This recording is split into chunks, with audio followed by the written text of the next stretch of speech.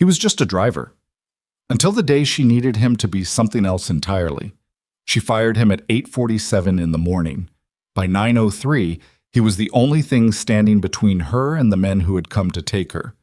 Ethan Ryder didn't argue when Claire Ashford dismissed him.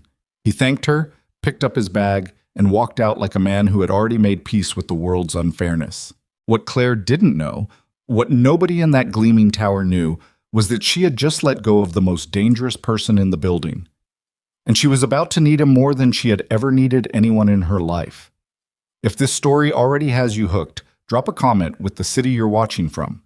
I want to see how far this story has traveled. Hit like so more people can find it, and stay with us until the very end. You won't want to miss what happens next. The morning started the way most mornings did for Ethan Ryder. Badly, and then quietly better. His alarm went off at 5:15, which was pointless because he'd been awake since 4:40, lying on his back in the dark, listening to the city through a window he'd left cracked 2 inches. That was a habit from another life. You slept light, or you didn't sleep at all. After enough years, the body just stopped trusting silence. He got up without making noise and padded down the short hallway in socked feet. Noah's door was open, the way it always was. The kid had gone through a phase around age 4 of being terrified of closed doors, and even though he was 6 now and mostly past it, Ethan still left it open every night. Some fears didn't need to be rushed out of a child. They dissolved on their own schedule, or they didn't, and you worked around them either way. He stood in the doorway for a moment. Noah was sprawled diagonally across the mattress the way only small children sleep, like gravity had a completely different relationship with them. One arm hanging off the side, mouth open, a dinosaur figure clutched in his fist even in sleep. Ethan pulled the blanket up over the dangling arm, careful not to wake him. Then he went to the kitchen and made coffee. The apartment was small, 2 bedrooms, 1 bathroom, a kitchen that you could cross in 4 steps if you weren't paying attention. The building was old enough that the pipes made sounds at night, and the elevator was slow enough that most people took the stairs. But the rent was manageable on a driver's salary, the super was reliable, and the elementary school 3 blocks over had a good reputation. That last thing mattered most. Ethan drank his coffee standing at the counter, reading nothing, looking at nothing in particular, just the pale gray light coming through the kitchen window and the sound of the city waking up. He had a routine. Routine was the scaffolding that held a life like his together. Coffee at 5:20, shower at 5:40. Dressed and in the kitchen again by 6 to get Noah's breakfast ready before the sitter arrived at 6:45. He liked the precision of it, not because he was rigid, but because when the external structure was solid, the internal noise had less room to get loud. He scrambled eggs that morning because Noah had specifically requested them the night before. The kid was going through a phase of needing to know exactly what tomorrow held. What's for breakfast? Who's picking me up? Will you be home by dinner?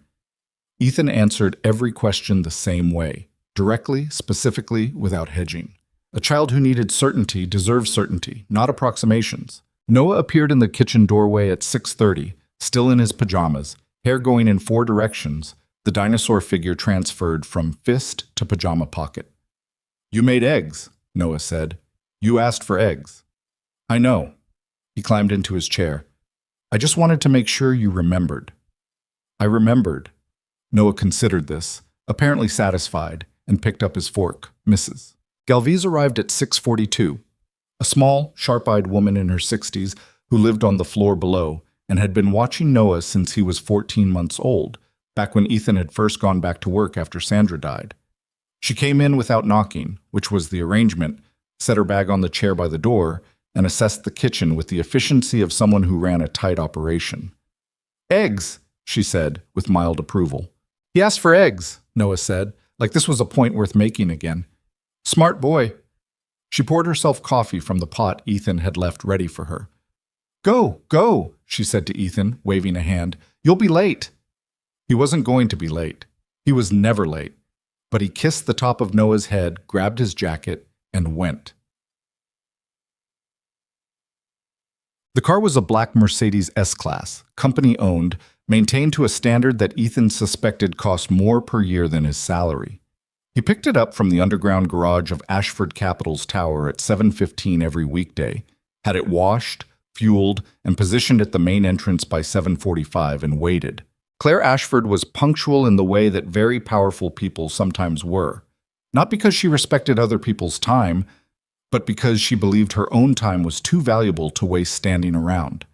She was always at the curb between 7:50 and 8 on the dot, phone to her ear or thumbs moving across it, already deep into whatever fire needed putting out before the markets opened. She was 30 years old. She'd taken over Ashford Capital at 27 when her father suffered a stroke that left him unable to return to the office, and in 3 years she had grown the firm's assets under management by 40%. The financial press called her a prodigy. Her employees called her demanding. Both assessments were accurate, and neither was complete. Ethan had been driving her for 11 months. In that time, he had learned several things about Claire Ashford. She took her coffee with 1 sugar and despised being handed it by anyone other than her own assistant. She had a tell when a meeting was going badly. She'd reach up and touch the pearl stud in her left ear, almost unconsciously. She was allergic to what she called performative busyness, the theatrical rushing around that some executives used to signal their own importance. She had fired 2 people in the months Ethan had been there, one for consistently missing deadlines without communicating, one for lying about a small thing that turned out not to be small at all. She was not, in Ethan's assessment, a cruel person. She was a precise one, which sometimes amounted to the same thing if you were on the wrong side of it. He knew all of this because driving someone means you are invisible to them, and invisible people see everything. He had never volunteered information about himself. She had never asked for it. That was the arrangement, and it worked. He saw the accident on Meridian Avenue from 2 blocks away. A jackknifed delivery truck had taken out a traffic signal and folded itself sideways across the intersection, and even at 7:41 in the morning, the backup was already stretching 6 blocks in each direction. Ethan did the math in his head automatically, the way he'd once calculated other things. Entry points, sight lines, extraction windows. Meridian to the tower was normally 9 minutes. Meridian blocked meant Caldwell to Frost to the service access on Henley, which added 3 blocks but dropped 2 lights and bypassed the backup entirely. 11 minutes instead of 9 if traffic cooperated. 12 if it didn't. He turned onto Caldwell without announcing it. He pulled up to the main entrance of Ashford Capital at 7:53. Claire was standing at the curb, phone at her side for once, looking at him with an expression he couldn't immediately read. She got in. "You took Caldwell," she said. "Meridian's blocked. Truck accident at Frost." "I didn't ask you to change the route." He glanced at her in the rearview mirror. Her expression was the same, controlled, flat, reading him. "No," he said. "You didn't. The route is the route for a reason, Mr. Ryder. My security team approved it. Deviations require my authorization." He understood then what was happening. She wasn't wrong about the protocol. He knew the security guidelines, had signed off on understanding them when he started. The standard route existed partly because it had been vetted, the sight lines and exposure points mapped. Changing it unilaterally, even for a good reason, was a deviation from procedure. "I should have called ahead," he said. "That's on me." "It is." She looked out the window. "You got here in 11 minutes. That's 2 minutes ahead of schedule, so I'm not going to pretend the judgment was wrong, but the decision wasn't yours to make." "Understood." She was quiet for a moment. Then, "This is the 3rd time this month you've made a call that should have come through me first." He thought about that. The other 2 instances had been minor. Repositioning the car during a venue event when the original space became a fire lane hazard, and a route adjustment during a weather event that her security lead had later signed off on retroactively. He'd thought of them as small, practical decisions. Apparently she'd been counting them. "I hear you," he said. "I don't think you do." She looked at him directly in the mirror. "I need a driver who executes the plan, not one who rewrites it on the fly." He didn't argue. He knew, in some part of himself, that arguing would be both futile and beside the point. She wasn't entirely wrong. He also knew, in the same part of himself that had once trained for 18 months to read environments and make split-second calls, that the route change this morning had been the correct decision. Both things could be true. They rode the rest of the way in silence. Well, she told him in the lobby. Not in the car, which might have given it a softer shape. A conversation in motion, something to look away from. She waited until they were inside, until she had handed her phone to her assistant and accepted a tablet in return, and then she turned and said it directly. "I'm going to need to let you go, Mr. Ryder. HR will process your final payment today. I'll make sure it's generous." He looked at her for a moment, just long enough to let the words settle. "Okay," he said. Something crossed her face. Surprise, maybe, at the absence of protest. She'd probably expected pushback, or at least the wounded expression that terminations usually produced. "I'll have security." "I know the way out," he said.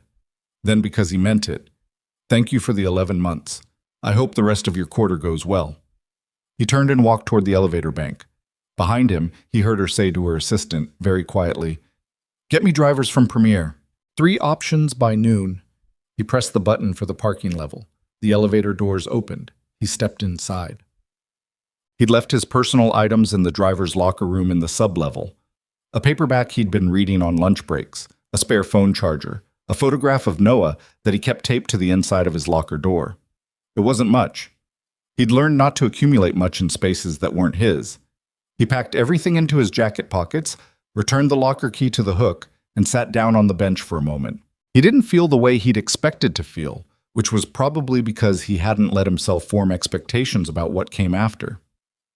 Sandra's death had done that to him, had taught him with brutal efficiency that the future was a story you told yourself to get through the present, and you couldn't let it get too specific or it would break you when it didn't come true.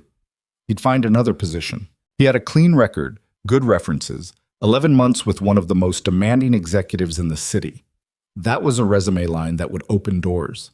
He picked up his bag and headed for the exit. The parking garage was 1 level below the locker room, accessible through a fire door at the end of the corridor. He wasn't going to the garage. His transit card was in his pocket, and the bus stop was half a block from the building. He'd walk up through the lobby, push through the front doors, and let the morning air settle whatever was sitting in his chest. He pushed through the fire door. The sound hit him before the image did. Not screaming exactly. Not yet. It was a lower sound, Geach. A sharp, pressurized kind of silence breaking, like the moment before a storm when the birds go quiet. Then a woman's voice saying no, in a way that was short and cut off, the way a word gets cut off when someone's hand closes over your mouth. Ethan stopped moving. His body did something interesting then, something that nobody who had only ever known him as a quiet, reliable driver would have recognized. His heart rate dropped. Not spiked. Dropped. The adrenaline that hit his bloodstream organized itself into something cold and geometric, like ice forming in the exact shape of whatever container it's poured into. He did not think. His hands checked his jacket pockets out of reflex. No weapon, which he'd known already, but the body checks anyway. He moved back through the fire door, letting it close silently, and pressed his back flat against the wall beside it. Through the gap at the base of the door, he could see a thin slice of the garage floor, a woman's heels, 2 pairs of dark boots, something being dragged. He gave himself 3 seconds. The math was simple and terrible. He was one man with no weapon, no radio, and no authority. The people on the other side of that door were professionals. The coordination of what he'd heard, the silence they were maintaining, the controlled entry. This wasn't opportunistic. This had been planned. Multiple people, almost certainly armed, with a target and a window, and someone on the outside watching the clock. The correct decision, by any reasonable measure, was to go back upstairs, call 911, and let trained responders handle it. He had been trained for this. He pulled the fire door open and went in. The garage was dim, the overhead fluorescents running on their daytime cycle, which left wide pools of shadow between the concrete pillars. He registered 5 things in the first 2 seconds. Claire Ashford, being held from behind by a man whose arm was across her throat, a second man moving toward the parking ramp with a phone to his ear, a third standing near the elevator bank covering the approach, a fourth behind a panel van that was running, an Ashford Capitol security guard, young, probably 23, probably his first real incident, sitting against the wall with his hands zip-tied in front of him and a cut above his eye, too scared to move. Claire saw Ethan. Her eyes went wide, not with relief, which would have made sense, with something more complicated. Confusion, maybe. The man who had just been calmly, politely fired standing in a parking garage doorway looking at the situation like he was reading a weather report. Ethan moved. He went left first, which was wrong from a tactical standpoint, more exposure, less cover. But the man covering the elevator bank was the one with the clearest line of sight to Claire, and that made him the priority. He got 2 pillars of concealment between them before the man saw him, closed the distance while the man was still deciding whether what he was seeing was a threat, and ended the question efficiently. The man went down without making significant noise. Ethan took the radio from his belt. He listened for 4 seconds. 2 channels, one of them silent, one carrying a voice giving short numeric check-ins. Portuguese, or close to it. The timing between check-ins was about 90 seconds. He had a radio in roughly 80 seconds. He moved. What happened in the next 4 minutes would have looked, to anyone watching, like something between controlled chaos and outright violence. Ethan didn't experience it that way. He experienced it the way he had once experienced operations in environments that he had spent years trying to stop dreaming about, as a series of problems, each with a narrow solution window, each requiring full attention until it was resolved, and then zero attention once it was done. You didn't carry the last problem into the next one. That was how people got killed. The second man, the one on the phone at the ramp, registered the absence of a check-in and started moving back into the garage. Ethan used the van for cover, came in at an angle the man wasn't covering, and the encounter was brief. The driver of the van heard something and got out to look. Ethan was already beside the van's engine block.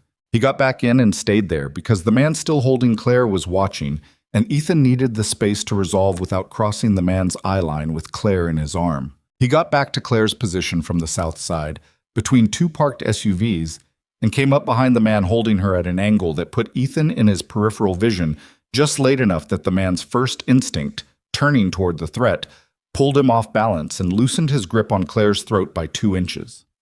"Drop," Ethan said to Claire. She dropped. It took another 40 seconds. When it was done, Ethan was breathing harder than he wanted to be, and his left hand had a deep scrape across the palm from a concrete pillar, and 3 of the 4 men were on the ground in conditions that would require medical attention before law enforcement attention.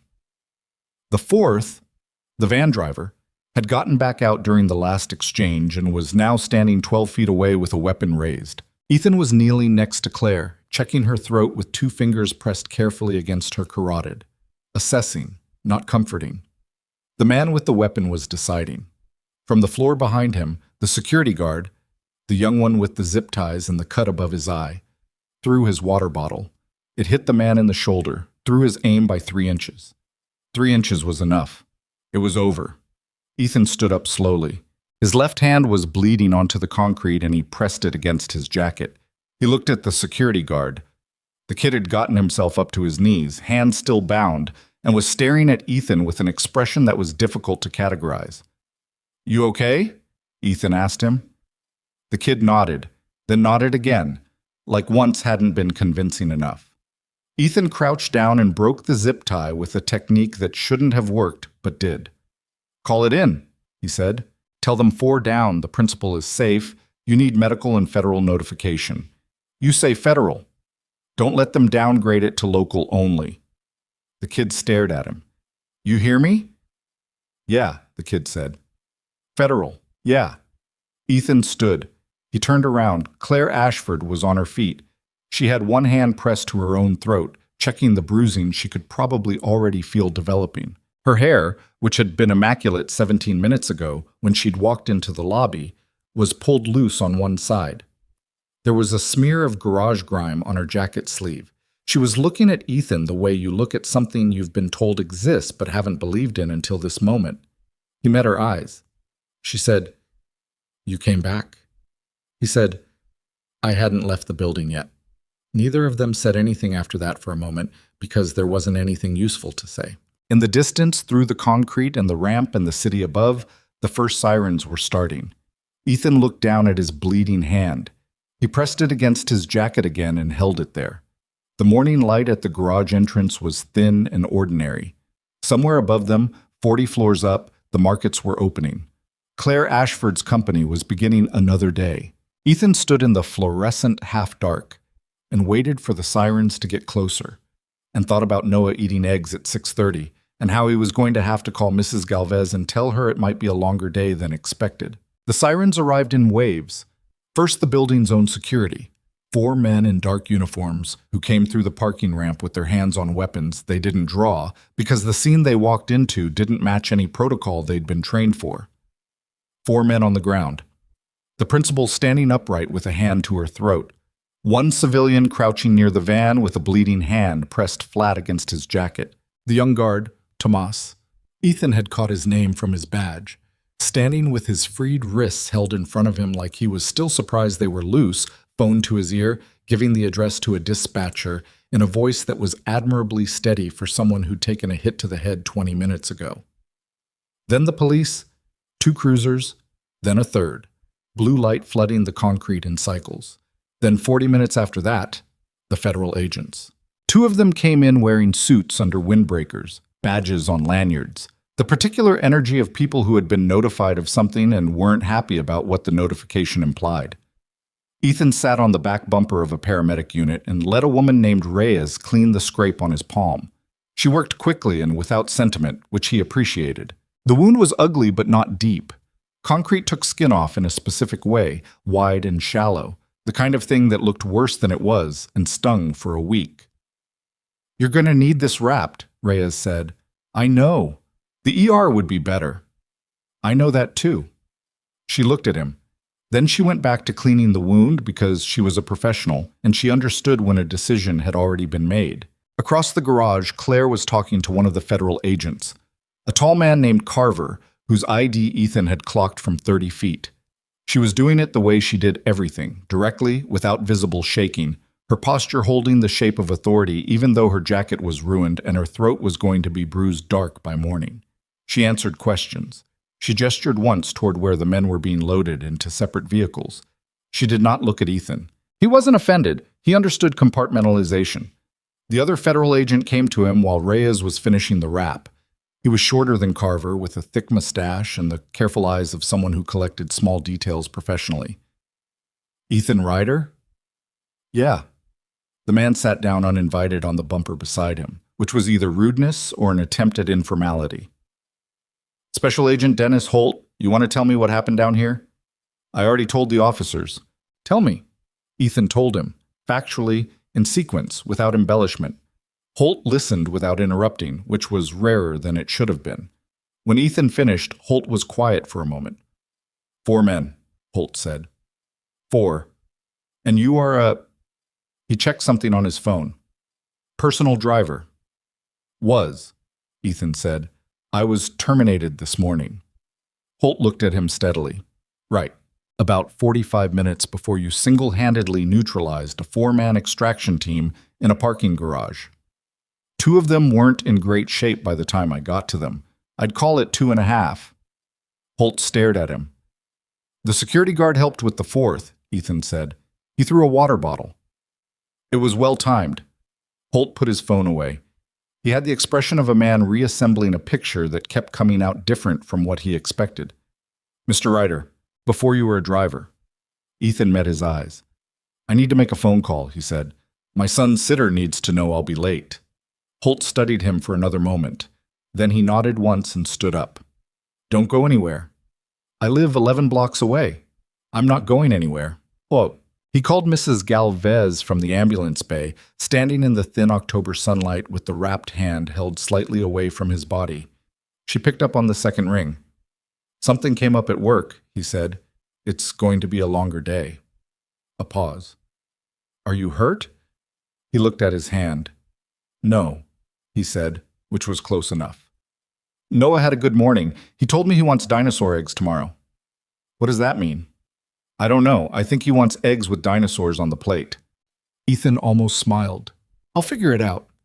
"Go do what you need to do," Mrs. Galvez said, with the tone of a woman who had been around long enough to understand that some things couldn't be explained over the phone. "We're fine here."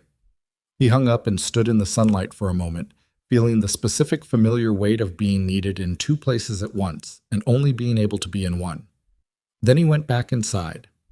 The next 3 hours were bureaucratic in the particular way that follows violence. Statements, forms, a room on the 14th floor that Ashford Capital's legal team had made available, coffee that nobody drank. Ethan sat across from Holt and a second agent named Park and answered the same questions in slightly different configurations, which was standard procedure, and he understood its purpose. Consistency under repetition was the fastest way to establish credibility or surface contradiction. He was consistent. What he did not say, in any of the 3 rounds of questioning, was anything about his service record. Not because he was hiding it, it would surface in any serious background check within hours, but because it wasn't relevant to what had happened in the garage. He'd seen a threat. He'd responded. His training was context, not the story. At one point, Holt left the room to take a call, and Park, younger, quieter, the one doing most of the note-taking, looked up from her legal pad. "You're not what I expected," she said. "What did you expect?" "Someone who wanted to talk about it more." She tapped her pen against the pad. Most civilians who end up in a situation like this, they go through it multiple times in the first hour, processing it out loud. You haven't done that. "I've processed it," Ethan said. "Already." "Yeah." She looked at him with the same recalibrating expression Holt had worn earlier. "Where'd you serve?" He looked at the ceiling briefly. "Virginia, initially." Park almost smiled. "Right," she said, and wrote something down and didn't ask again. Claire came to the room at 11:40. She knocked, which she almost certainly didn't do in most rooms in her own building, and opened the door without waiting for an answer, which was more like her. The agents excused themselves with a professionalism that suggested they'd been expecting this. She closed the door and stood near it for a moment. Her jacket had been replaced with one from whatever she kept in her office. Same cut, darker color. The mark on her throat was already visible above her collar, a band of redness that would deepen overnight. She'd pulled her hair back, tight and deliberate, the way someone does when they need to feel held together. She looked at Ethan. He looked at her. "You should sit down," he said. "The adrenaline crash hits later than people expect, usually around the 3-hour mark." She sat down, not across from him where the agents had been, but at the side of the table, closer than professional distance, less far than she might have thought she was willing to go that morning. "You didn't leave," she said. "I told you. I hadn't made it out yet. You could have walked past, gone up through the lobby, out the front door. You'd already been told you didn't work here anymore." He thought about how to answer that. The real answer was complicated and involved things he didn't particularly want to talk about in a conference room on the 14th floor. The simple answer was true enough. "I heard someone say no in a way that meant they needed help," he said. "That's all." Claire looked at her hands on the table, bare, steady, no rings. "I owe you an apology." "For firing me?" "For this morning. The way I did it." She paused. "I've been tracking those route changes for 3 weeks. I'd already decided. This morning was it was the last entry on a list I'd been building. You weren't wrong about the protocol." "I know I wasn't." She looked up. "That's not what I'm apologizing for. I'm apologizing for doing it in the lobby, in front of Marcus and the desk team." She meant her assistant and the reception staff. "You deserved better than that." Ethan considered it. He'd known people who couldn't apologize for the right thing, only for the surrounding things, and he'd known people who couldn't apologize at all. She was doing the harder version, identifying the actual wound. "Okay," he said. "Just okay?" "I accept it." "I'm not angry about it. Was I going to say more?" Something shifted in her expression. Not quite amusement, but something in that territory. "Most people have more of a reaction." "To what?" "To being wronged." "You made a call based on incomplete information about who I was," he said. "That's not really being wronged. It's just how it is sometimes." She was quiet for a moment. Outside the window, the city went about its business, indifferent and enormous. "Who are you exactly?" she said. "And I mean that as a real question, I'm not being rhetorical." He thought about it. "I'm a single father who used to do something else," he said. "Now I did this." He looked at his wrapped hand. "I haven't figured out what comes next yet." "I'd like to make a proposal," Claire said. "About what comes next?" He waited. "I need someone heading my personal security, not coordinating the building team. That's Halverson's job and he's good at it. I need someone with me. Close protection. She said it the way she made all decisions, without threading it through unnecessary preamble. I understand if you'd rather not, given this morning, but I'd like you to consider it. Ethan looked at her for a long moment. You fired me for making independent judgment calls. I fired you for making them as a driver, she said. I'm not asking you to be a driver. He leaned back slightly. The wrapped hand rested on the table between them. I'd need to set hours, he said. My son is 6. I'm not putting him in daycare 12 hours a day. We can work around school schedules. And I need to know what I'm actually being brought into, not just the security piece. If there's a reason those 4 men were in your garage this morning, I need to understand it. Claire held his gaze. That's a fair ask, she said, and then more quietly, I'm still working on understanding it myself. What the federal investigators had wasn't yet a complete picture, but Holt had shared enough before Ethan left the building that afternoon to understand the rough shape of it. The extraction team was professional, not the kind hired quickly or cheaply. Their equipment was quality. Their communication protocol was layered. The timing of the attack, hitting the 12-minute window between scheduled security patrols of the garage level, had required either surveillance over days or access to internal security scheduling. That last part was what Holt had said carefully, with the particular flatness of someone delivering information that had significant implications. The patrol schedule isn't public. Whoever planned this had access to internal documentation. It meant someone inside had helped. Ethan sat with that on the bus ride home, his wrapped hand in his lap, the city passing in its afternoon light outside the smudged window. He'd been in enough situations to know that the most dangerous enemies were the ones you'd already let inside the wire. They were harder to find. They were harder to believe in because the mind resisted the evidence. The people nearest to you were the last ones you suspected, which was precisely why they were the first ones a smart adversary recruited. He didn't know Claire Ashford's company well enough yet to know where to look, but he understood the shape of the problem. He got off at his stop and walked the 3 blocks home. The afternoon was cooling down, that particular shift that came in October when the sun dropped below a certain angle and the air remembered what season it actually was. He thought about Noah asking for dinosaur eggs. He thought about Mrs. Galvez's voice on the phone, calm, not pressing for explanation, giving him space to do what he needed to do. He was lucky in that respect. He knew he was lucky. Mrs. Galvez was at the kitchen table helping Noah with something that appeared to be a drawing project when he came in. The drawing project involved what might have been a triceratops or possibly a bus. It was genuinely unclear, and Noah was explaining its merits to Mrs. Galvez with the intensity of someone who did not yet understand that not every audience was automatically interested. He looked up when the door opened. "You're home," he said. "I'm home." Mrs. Galvez made soup. "I smell it." Noah looked at the wrapped hand.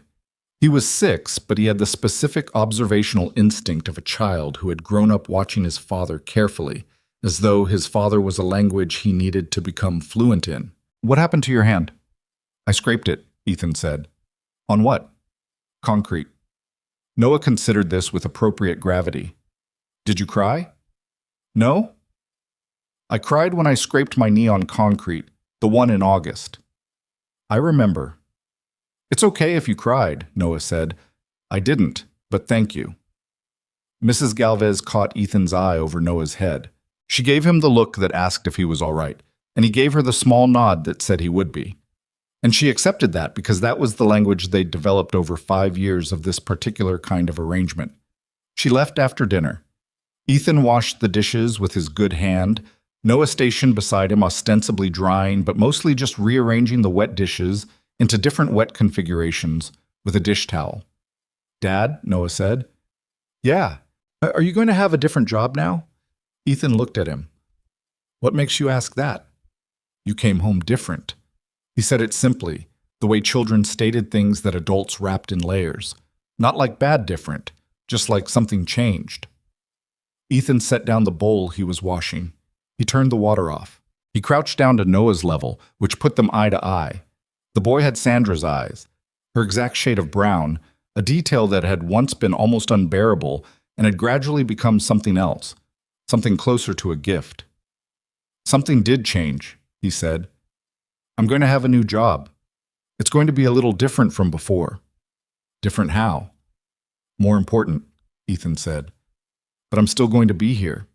Every morning, every night. That doesn't change. Noah studied him with those eyes. Promise? Promise. Noah nodded, satisfied by this in the way children are satisfied when they get the answer they needed rather than the answer that's easier to give. He picked up his dish towel and went back to rearranging wet dishes. After a moment, he said, I still want dinosaur eggs tomorrow. I'll figure out what that means, Ethan said. It means the plate with the blue dinosaurs, the one in the back of the cabinet. That plate is from when you were 2. It's still a good plate, Noah said, with complete authority. Ethan found the plate in the back of the cabinet. It was small, and the dinosaurs printed on it were faded from the dishwasher, and one of the sauropex was missing half its neck. But Noah was right. It was still a good plate. He started at Ashford Capital the following Monday. The title, officially, was Director of Principal Security, a phrase that Halverson, the head of building security, received with the professional neutrality of a man who had learned to hide his feelings about reorganizations because reacting to them on day one never helped anything. Ethan didn't take it personally. He'd have felt the same. He made a point of sitting down with Halverson the first morning, not in Claire's office, but in Halverson's own space, a glass-walled room off the Security Operations Center that looked out over a bank of monitors. I'm not here to run your team, Ethan said. I'm here to be with her. Close protection. That's a different scope. Halverson, who was 50-something and had the careful stillness of a man who had worked corporate security long enough to know that most threats were never the ones you planned for, looked at him with assessment that was direct and not hostile. You were the driver. For 11 months. And before that I was somewhere else. Halverson was quiet for a moment, then, the garage, I reviewed the footage. I know. There's a section where you went around the South SUV that I still can't fully reconstruct. The camera angle. I know the angle, Ethan said. The second and third vehicles in the third row are parked closer together than the lot layout suggests. You lose about 8 inches of coverage from camera 4. Halverson stared at him. You memorized the camera gaps. I drove her for 11 months, Ethan said. I like to know what I'm in. Another silence. This one with a different texture than the last. All right, Halverson said. What do you need from my team? Patrol schedules, internal access logs going back 90 days, and I need a list of anyone who had access to the scheduling system for the garage level. Halverson's jaw tightened slightly. The federal team already requested that. I know, I'd like it independently. You don't trust the federal investigation? I trust it fine, Ethan said. I just prefer having my own eyes on things. Halverson looked at him for a long moment. Then he turned to his keyboard and pulled up the access log. I'll have it to you by end of day, he said. Appreciate it. He was almost out the door when Halverson said, without turning around, The guard. Tomas. Ethan stopped. He's been in security ops for 14 months, and that was his first real incident. Halverson paused. He held together. He did, Ethan said. Wanted to make sure someone noted that. I noted it, Ethan said. I told the federal agents the same thing. He left Halverson to his monitors and went up to the 38th floor. 10. The first week had an adjustment period that nobody acknowledged directly, but everyone felt. Claire's existing assistant, Marcus, 26, efficient, with the particular competence of someone who had learned to anticipate a demanding boss and had built his entire professional identity around it, was initially unsure where Ethan fell in the hierarchy of people whose movements he needed to track. Claire's previous security arrangement had been handled by Halverson's team at a distance, which meant car pickups, building access, and event advance work, all coordinated through calendars and text chains. Ethan was different because he was adjacent. He was in the room before the room filled. He was in the car. He was 3 steps behind her at the coffee place she went to on Thursday mornings when the building's espresso machine was being serviced, which she'd told him about with the offhand certainty of someone who expected this information to be absorbed and acted on. By Wednesday of the first week, Marcus had silently adjusted his mental model and started including Ethan in schedule updates without being asked. Ethan didn't comment on it because commenting on it would have made it awkward, and it wasn't awkward. It was just efficient. Claire was harder to read in the professional context than she'd been in the car. In the car, there had been a natural barrier, so she was in the back, he was in front. The physical arrangement created its own formality. Now the arrangement was different, proximity without the structure to explain it. She handled it by being professional in the specific way that very capable people are professional, which meant maintaining precisely the right amount of distance that kept things functional without being cold. She didn't ignore him. She didn't over-include him.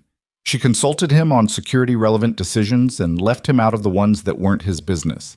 On Thursday morning, at the coffee place, a narrow shop on a corner 2 blocks from the tower, run by a man named Felix who had the deeply satisfied air of someone who had found his exact right place in the world, Claire ordered her usual and Ethan ordered nothing because he was working. "You can get coffee," she said. "I'm good." "Ethan." She said his name with the particular patience of someone who had made a decision and was explaining it once. "I'm going to be at this counter for approximately 4 minutes. Felix is going to be behind it. There are currently 3 other customers, and I can see all of them from here. You getting a coffee doesn't compromise the situation." Felix, behind the counter, was pretending very hard to be interested in the espresso machine. "1 sugar," Ethan said to Felix. Felix poured it like a man who had been waiting for that order specifically.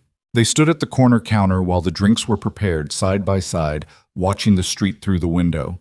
A man walking a dog, a woman on a bike, too fast for the sidewalk.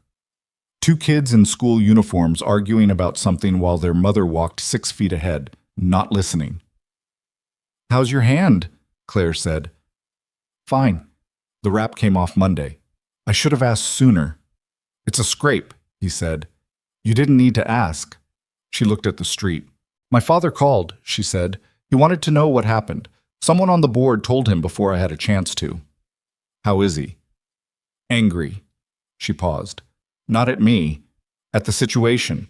He keeps offering to come back in, even part-time, and I keep telling him the doctors said—" She stopped herself, set her cup down. "He built that company for 40 years. It's hard to watch someone else deal with a crisis in something you built. He knows you can handle it." "Does he?" She said it without bitterness, just with the directness she applied to everything. "Or does he know I've handled it so far?" Ethan thought about it. "What's the difference?" "One of them ends when the crisis ends. The other one keeps going." He looked at her profile, the careful set of her jaw, the eyes that were always slightly ahead of the conversation she was having, already anticipating the next move. He thought about what it cost to carry something that large and to carry it without showing how heavy it was. "He called you," Ethan said. "Not the board, not the CFO. You." She looked at him. "That's not a man who's waiting for you to fail," Ethan said. "That's a man who's scared for you and doesn't know what to do with it." Felix set the coffees on the counter. Claire picked hers up. She didn't say anything for a moment. "You're more perceptive than I gave you credit for," she said finally. "You didn't give me much credit to start with." She almost smiled. It was brief and she didn't let it land fully, but it was there. "No," she said. "I didn't." They walked back to the tower in the October morning. 2 blocks of ordinary sidewalk, the coffee warm in their hands, the city around them doing what cities do, grinding forward, indifferent, enormous, and somehow also just the backdrop to the smaller and more important things happening inside it. Ethan walked half a step behind her. He watched the street. He watched the door ahead. He watched the man at the corner who was on his phone and then wasn't, and then was again, which was probably nothing and probably was. He was back at work. The work was different from what it had been 11 days ago, and different again from what it had been in the years before that. But the core of it was the same thing it had always been, paying attention to what was actually there rather than what was supposed to be there, and being ready for the gap between the two. The access logs Halverson had sent him the previous evening were still open on his phone. He'd been through them twice the night before, after Noah went to sleep, sitting at the kitchen table with a notepad and the faded dinosaur plate still on the drying rack. There was a name in those logs that appeared 14 times in the 90-day window, 14 times accessing the security scheduling system from terminals on the executive floor at hours that didn't align with standard administrative work. The name was Richard Voss, Chief Financial Officer. Claire's most trusted senior executive, the man who had been with the company for 9 years, who had a photograph on his desk of himself and Claire's father, at a company retreat 7 years ago, laughing at something outside the frame. Ethan hadn't said anything yet. He didn't have enough. You didn't hand someone a grenade with the pin still uncertain. You made sure first, and then you told them, and you were ready to catch what came after the telling. But he kept the name in his mind the way he kept all the things that mattered, quietly, precisely, and without letting go. He sat with the name for 4 more days before he said anything. That wasn't indecision. It was the same discipline he'd applied to every problem that mattered. You didn't move on incomplete information, because incomplete information got people hurt.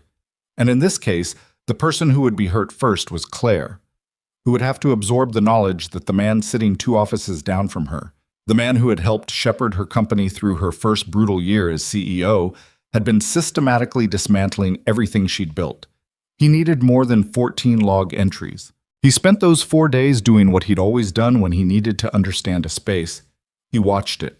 Not obviously, not in the way that people who weren't trained for it watched things, which was direct and therefore visible. He watched the way water moves through a room, the way attention flows to the loudest thing, so that the quiet edges go unnoticed. He watched Richard Voss the way he'd once watched positions in environments where being noticed meant something final. Voss was 61, with the particular physical confidence of a man who had been respected for so long he'd stopped noticing whether he deserved it. He was tall, silver-haired, the kind of face that photographed well at charity events. In meetings, he spoke last, which in most rooms meant you were deferring, but in Voss's case meant he was letting everyone else commit to a position before he weighed in, which gave him the appearance of wisdom and the advantage of knowing which way the room was already leaning before he pushed it. He was good. Ethan could see that clearly. Not good in the moral sense, that question had already been answered by the access logs, but good at the performance of trustworthiness. He had the handshake, the eye contact, the warm laugh deployed at exactly the right moments. He called Claire by her first name in meetings in a way that signaled familiarity without overstepping, and she received it without question because it had been the texture of their working relationship for 9 years. 9 years. That was the part that would land the hardest. On the 5th day, Ethan went back to Halverson. He didn't go in asking questions. He went in with what he had, the log entries printed, annotated with the access times and the terminal locations, and set them on the desk without preamble. Halverson looked at the pages. He didn't touch them right away. He read them where they sat, the way someone reads something they're not sure they want to pick up. "You pulled these yourself," he said. "You gave them to me. I gave you the file. I didn't—" He stopped, looked at the times again. "These are off-hours accesses. Of 14 of them. 6 from the executive floor terminal, 8 from a secondary login on the 32nd. The 32nd terminal is supposed to require dual authorization after 6 p.m. Halverson's jaw tightened. The dual auth was suspended during the system's upgrade in August. For how long? 3 weeks. It was supposed to be restored automatically when the upgrade completed. He paused. "I was told it was." "Was it?" Halverson turned to his keyboard. Ethan watched him navigate the system with the specific efficiency of a man who knew exactly where to look and wasn't sure he wanted to find what he was looking for. The silence in the room was the kind that had weight. "No," Halverson said quietly. "It wasn't restored." "Someone would have needed to know about the upgrade timeline," Ethan said, "and the gap in the authorization protocol." Halverson sat back. He had the look of a man running something through for the second time and getting the same result both times. The upgrade schedule was distributed to senior executives in July. Standard operational memo.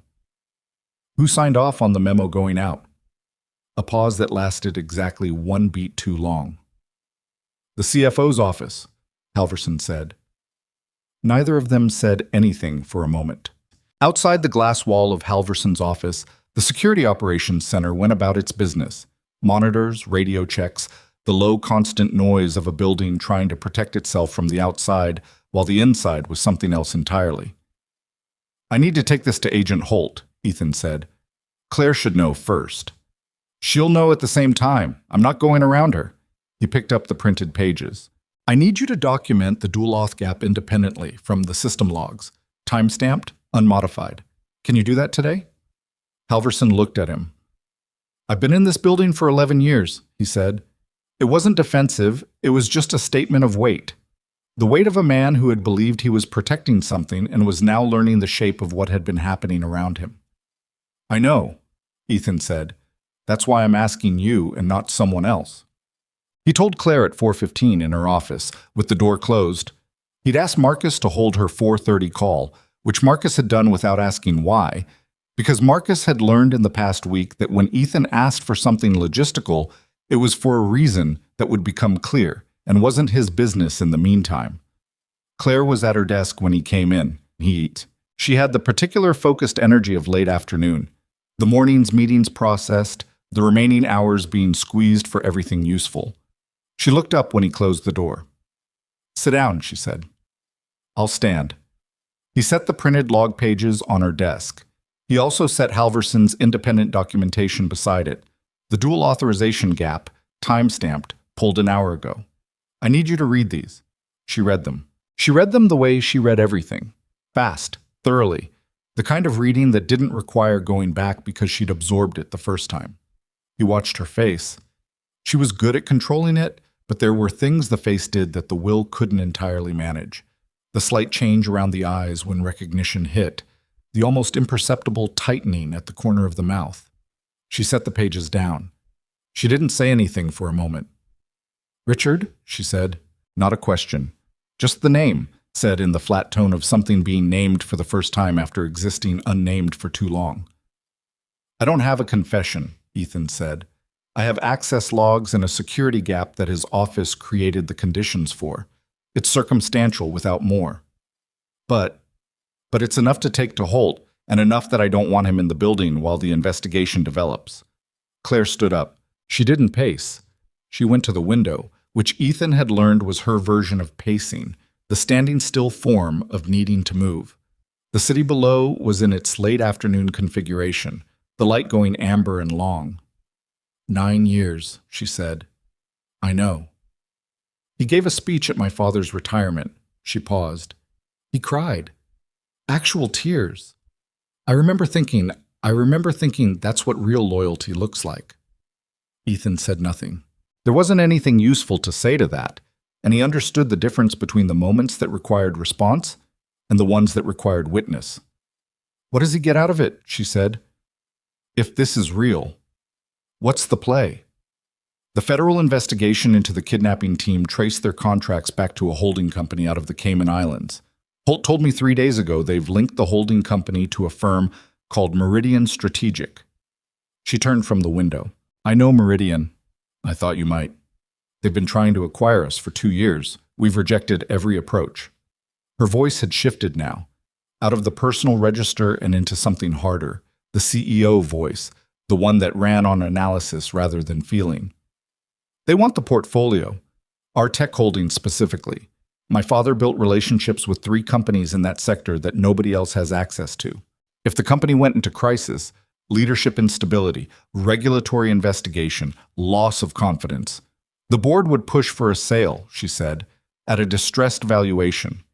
She looked at the pages on her desk. Richard sits on the acquisition committee. He'd be the one recommending the buyer. And Meridian would get the portfolio at a fraction of its value. She was quiet. The amber light from the window moved across her desk. He's been my father's friend for 20 years, she said. He came to Sandra's. She stopped. He came to the memorial. Your wife's. Ethan hadn't known she'd known about the memorial. He let it pass. He covered his tracks carefully, he said. This took time to build.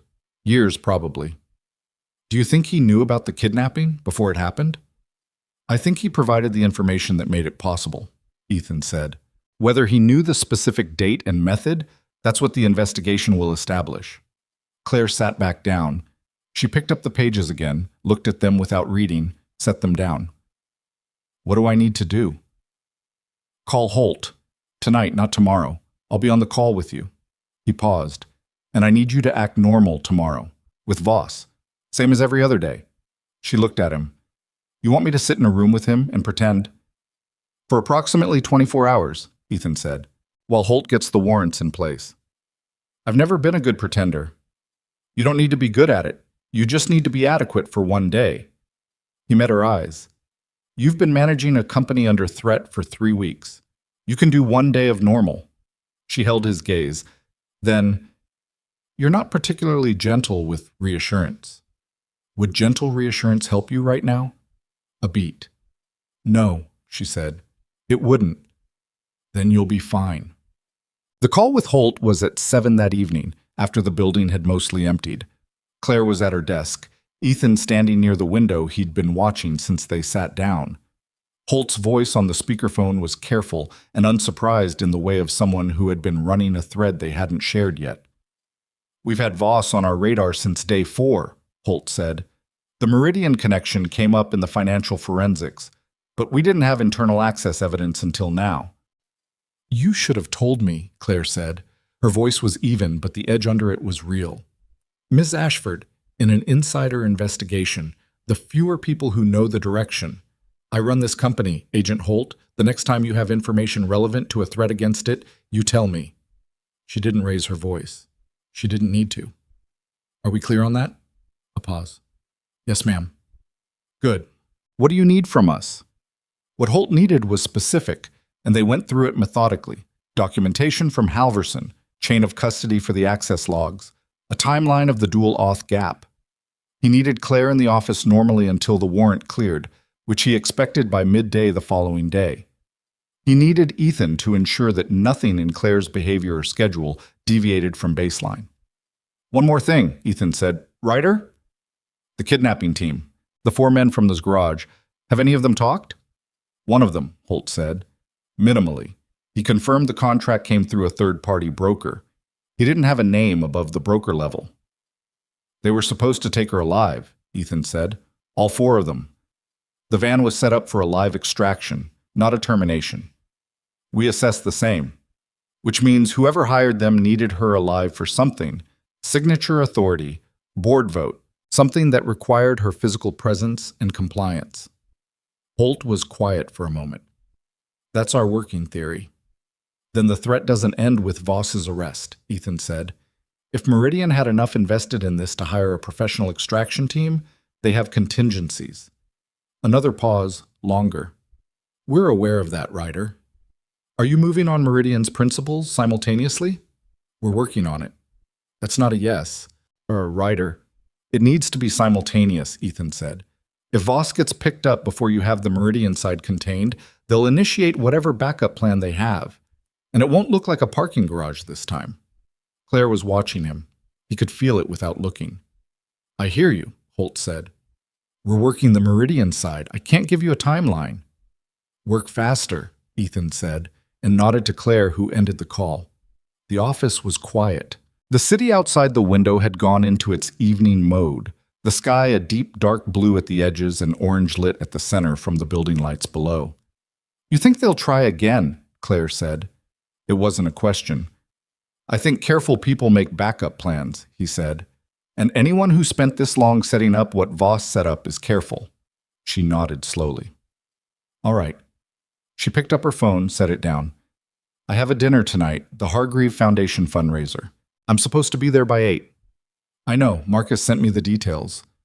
I wasn't going to cancel it even if you hadn't. I know that too. She looked at him with something that was difficult to name. Not gratitude exactly, though there was that in it. Something more like recognition. The specific thing that happens when someone sees that you understand them without needing to be told. You should go home first, she said. See your son. I'll be back at 7:30. That gives you less than 2 hours. It's enough, he said. And it was. 2 hours was dinner, bath, story, 15 minutes of the quiet conversation Noah preferred to have in the dark before sleep. The low-stakes kind, about nothing specific, just the comfort of a voice he trusted nearby. It was enough. It had to be. The fundraiser was held at the Whitmore, a hotel of the old variety. Marble floors, high ceilings, the specific grandeur of a building that had been important for long enough that it had stopped trying to prove it. Claire moved through it with the ease of someone who had been attending events like this since before she could choose otherwise, shaking hands and accepting greetings and saying exactly the right thing to exactly the right people with the efficiency of long practice. Ethan stayed close, Not obviously. He wasn't in uniform. He wasn't wearing an earpiece. He was dressed in a dark jacket that could have belonged to any of the event staff or any of the guests depending on where you looked at him from. He watched the room with the particular quality of attention that didn't look like attention. It was a big room. Ethan counted 4 entrance points. 2 service, 1 main, 1 emergency accessed through a side corridor that the catering staff was using. 240 people, approximately. 40 staff. The building's own security team was 3 men in the lobby and 1 floating. Insufficient for what the room represented in terms of concentrated targets, but standard for what the room was supposed to be, which was a charity dinner and not a threat environment. He didn't like the side corridor. He flagged it to Halverson's man, Reeves, who had come along as the secondary, and had him stationed near the corridor entrance without making it visible. Then he went back to being nowhere in particular. Voss was at the event. Ethan had known he would be. It was on the shared executive calendar, the same calendar Claire had been looking at for weeks without seeing what was in it. Voss was 3 tables away from Claire's seat, silver-haired and comfortable, laughing at something with a man Ethan didn't recognize. He hadn't looked at Claire with anything other than his usual warmth when they'd exchanged the standard greeting across the room. He was very good. Dinner was served. Speeches were made. The room did the thing charity rooms do, which is generate a specific kind of noise. The clink and murmur of people performing generosity in proximity to other people performing it, which didn't make it less real but did make it loud. Claire leaned slightly toward Ethan during the 3rd speech, pretending to check something on her phone. "He keeps looking over here," she said, barely moving her lips. "I know. Is that normal or—" "It's normal," Ethan said. "He's checking your affect. Making sure you seem the same." He paused. "You do seem the same for what it's worth. I feel like I'm going to be sick." "You don't look like it." "That's not comforting. It was meant to be functional." She almost laughed, which was not appropriate for the moment and which she successfully suppressed. "You have a terrible bedside manner." "I'm not a doctor." She went back to appearing to listen to the speech. Under the table, her hand was pressed flat against her knee, which was the kind of thing only someone paying attention would notice. Ethan noticed. He didn't say anything about it. The speeches ended. The room shifted into its post-dinner mode, people moving between tables, the volume rising, the structured part of the evening giving way to the part that looked spontaneous but was usually where the actual business happened. It was during that movement, when the room was at its most fluid, that Ethan's attention snagged, not on Voss, on the man Voss had been talking to, the one Ethan hadn't recognized. He was at the bar now, with his back to the room, but the posture was wrong. Not wrong in an obvious way. Wrong in the way that someone trained to read posture recognizes as wrong. Too still, too positioned, the kind of stillness that is controlled rather than relaxed. Ethan looked at the man's hands, one on the bar, one at his side. He crossed the room in the way he'd learned to cross rooms, using the natural flow of people moving, becoming part of the current rather than cutting against it, arriving at the bar 2 positions down from the man before the man had tracked him. Up close, he could see 2 things. The slight angular print under the man's left arm, where a jacket sat differently over something underneath it, and the earpiece, not the standard catering kind, the wireless kind that blended but a slightly different profile, positioned slightly differently. Ethan ordered water from the bartender. He turned slightly, like someone surveying the room. He put himself 2 feet from the man. The man turned his head. They looked at each other for a fraction of a second that contained a great deal of information, the way such fractions sometimes did. Then the man moved and Ethan moved faster, and the next 4 seconds were very loud and very fast in a room that had been neither, and when it was over there were screams and overturned glasses, and Ethan had the man face down on the marble floor with his arm at an angle that prevented movement and the weapon from the left side holster sitting 6 inches away where it had landed when Ethan knocked it clear. Reeves was there in under 10 seconds. Halverson's voice was in Reeves's earpiece immediately after. Ethan looked up from the floor. Across the room, through the chaos of people pulling back and staff converging, he found Claire. She was standing exactly where she'd been, which was the right call. She hadn't run, hadn't created a gap in his ability to account for her. She was pale, but she was standing. He gave her a single nod. She gave him one back. Voss was no longer at his table. "Get The rest of the night moved fast and then very slow, the way nights with federal involvement always did. Holt arrived at the Whitmore at 10:47. The man on the floor, whose name turned out to be Cassell, a former private military contractor with a paper trail that Holt's team had apparently been aware of as a Meridian-affiliated asset, was processed and transported.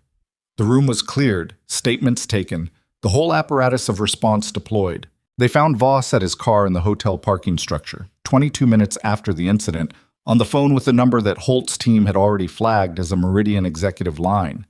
He saw the federal agents coming and did something Ethan hadn't expected, which was nothing. He simply stopped mid-sentence and put the phone in his pocket and stood there with the resigned stillness of a man who had known this was a possible ending and had decided at some point to stop running from it mentally, even while he kept building the thing that would make it inevitable.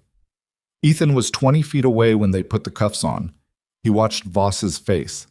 There was no anger in it, no fear of the specific kind he'd expected. There was something closer to exhaustion, a very old tiredness that had nothing to do with the hour. Claire was in an FBI vehicle across the structure. Ethan had put her there 40 minutes ago and told her to stay, which she had, which was still slightly surprising to him. He walked to the vehicle and opened the door. She looked at him. Voss? In custody. She exhaled, not dramatically, just one controlled breath released, like pressure finding a valve. Cassell, the man at the bar. Was he supposed to? I think so, Ethan said, but I think it was a contingency. If the investigation started closing in. Were they watching to see if I behaved differently today? If I knew? Probably. She closed her eyes briefly. So me getting through that dinner normally may have delayed it, buying us the few hours Holt needed to coordinate the Meridian side. She opened her eyes. You knew that when you told me to act normal. I thought it was possible, and you didn't tell me. Would it have helped? She was quiet for a moment. The parking structure was full of blue and white light, federal vehicles and police, and the distant sound of radio traffic. No, she said finally. It would not have helped. He sat down in the doorway of the vehicle, not inside it, 1 foot on the ground. The marble floor of the Whitmore had left a mark on the knee of his jacket. He looked at it without much feeling about it. Your shoulder, Claire said. He'd forgotten she could see the way he was holding it. The shoulder was a problem that had been developing since the garage. The specific wrench of a joint overloaded at a bad angle. The kind of thing that felt like nothing in the moment and announced itself 3 days later as something that needed attention. He'd been ignoring it because there had been things more urgent than ignoring it. It's fine, he said. It's not fine. You've been favoring it for a week. I've got a 7-year-old. I can't afford to be read that easily. He's 6. As of next month, he's 7. He looked at her. I'll see a doctor. When? When I have a day. She looked at him with the specific expression of a person who was too tired and too relieved and too many other things simultaneously to navigate the gap between what she wanted to say and what was appropriate to say. She settled for, "Thank you, Ethan." He nodded once. "I mean it. I know I've said it before, but I mean it in a different way now." She paused. "I've been running this company for 3 years and I thought I understood the threats. External competition, market shifts, regulatory changes, things I could model, things I could plan for." She looked at her hands. "I never planned for it to come from inside." "Most people don't." "How do you plan for something like that?" He thought about it. "You don't," he said. "Not entirely. You build relationships that are real enough that you can feel when something's wrong, and you listen to that feeling before you have proof." She looked at him steadily. "Is that what you did with Richard?" "I felt something was wrong," he said, "and then I went looking for the proof." "I didn't feel anything," she said. "For 9 years I didn't feel anything was wrong with Richard." "You weren't looking for it," Ethan said. "You trusted him. That's not a failure. That's what trust is." She didn't seem entirely convinced by this, which was fair. Conviction wasn't something you reached on the night of, when the adrenaline was still metabolizing and the magnitude of what you'd narrowly avoided was still assembling itself in your mind. Conviction took time and distance, and the specific mercy of waking up several mornings in a row and finding that the worst part had already happened. Ethan had learned that from experience. Holt appeared at the vehicle door. "Ms. Ashford."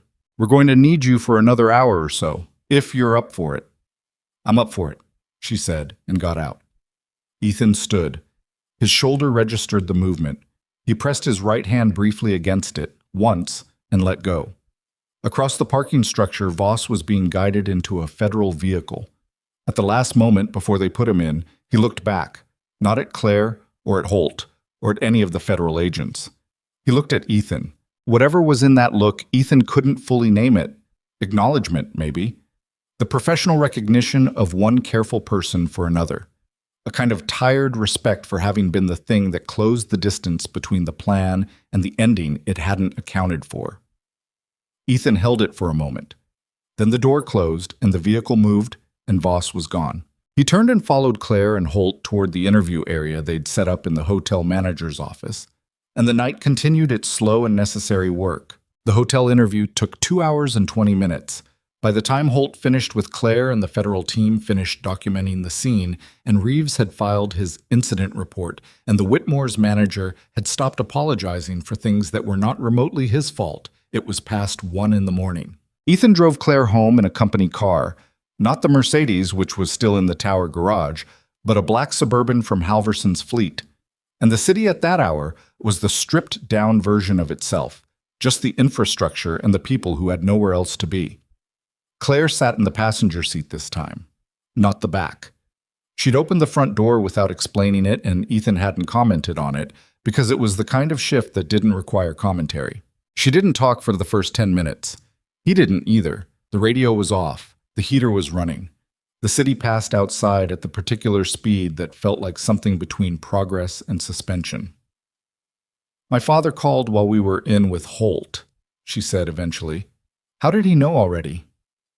He always knows already? I don't understand how. I've stopped trying to understand it. She was looking at the window, not at him. He wanted to come down tonight. What did you tell him? I told him it was handled and that I'd call him in the morning. She paused.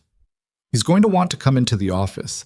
He's going to say it's temporary, just until things stabilize, and then he'll be there every day and it'll be complicated. Is he well enough? Physically, mostly. His stamina isn't what it was, but his mind is... She stopped. He built something real. He deserves to see it survive. He can see it survive without being in the building every day, Ethan said. She turned to look at him. You think I should tell him to stay home? I think you should tell him what's true, he said, which is that you handled it.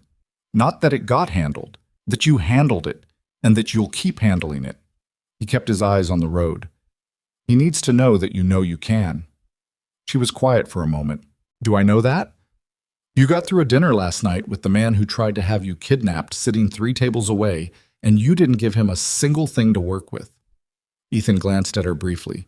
You knew and you didn't break. That's not luck. That's you. She looked back at the window. He couldn't read her expression in the dark in the passing streetlight, but something in the set of her shoulders changed. A degree or two of what she'd been carrying since the Whitmore releasing into the seat. He pulled up to her building, a 22-story residential tower with the kind of security that Ethan had assessed in his first week and found adequate but not exceptional. He'd already spoken to the building's security director about protocol adjustments. That conversation had happened without Claire's involvement because it was operational, and she had enough operational things on her plate. Ethan, she said before she got out. Yeah. Get the shoulder looked at. Tomorrow, not when you have a day. She said it the way she made all her final statements. Not a request, but not harsh either. Just a fact being placed on the table. I need you functional. That means you need to treat it like it matters. Well, he didn't tell her he would because the truth was he didn't know whether he'd get to it tomorrow or the day after. What he said was, I'll call the doctor in the morning. She seemed to assess whether that was good enough. She decided it was. She got out. He watched her go through the lobby door and saw the desk security acknowledge her before he pulled back into traffic. The drive home was 11 blocks. He made it in 8 minutes and sat in the car outside his building for another 3, doing nothing in particular. The night was cold and still, and the streetlight overhead had the slightly yellow cast of an old bulb that nobody had gotten around to replacing. He looked at it for a while. Then he went upstairs. Mrs. Galvez had stayed the night. She did that occasionally when his hours ran past midnight, keeping Noah's routine unbroken in the ways that mattered. She was asleep on the pullout in the living room, and Ethan moved through the apartment with the particular care of someone who had spent years not waking people who needed sleep. He checked on Noah. The boy was on his side this time, one arm curved around the dinosaur figure, the blanket pulled up to his chin. The room smelled like the strawberry shampoo Noah had decided was his preference 3 months ago and defended against all alternatives with the conviction of someone who had thought it through carefully. Ethan stood there for longer than he needed to. He'd had a version of this thought before, the thought that came at the end of days like this one, when the gap between what could have gone wrong and what had actually happened was still visible and close. He never let himself follow it all the way down because that way led somewhere that wasn't useful, but he allowed it to be present for a moment.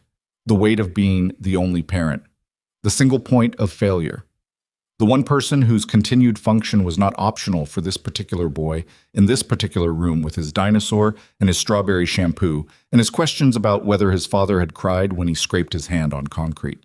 He was tired. His shoulder hurt.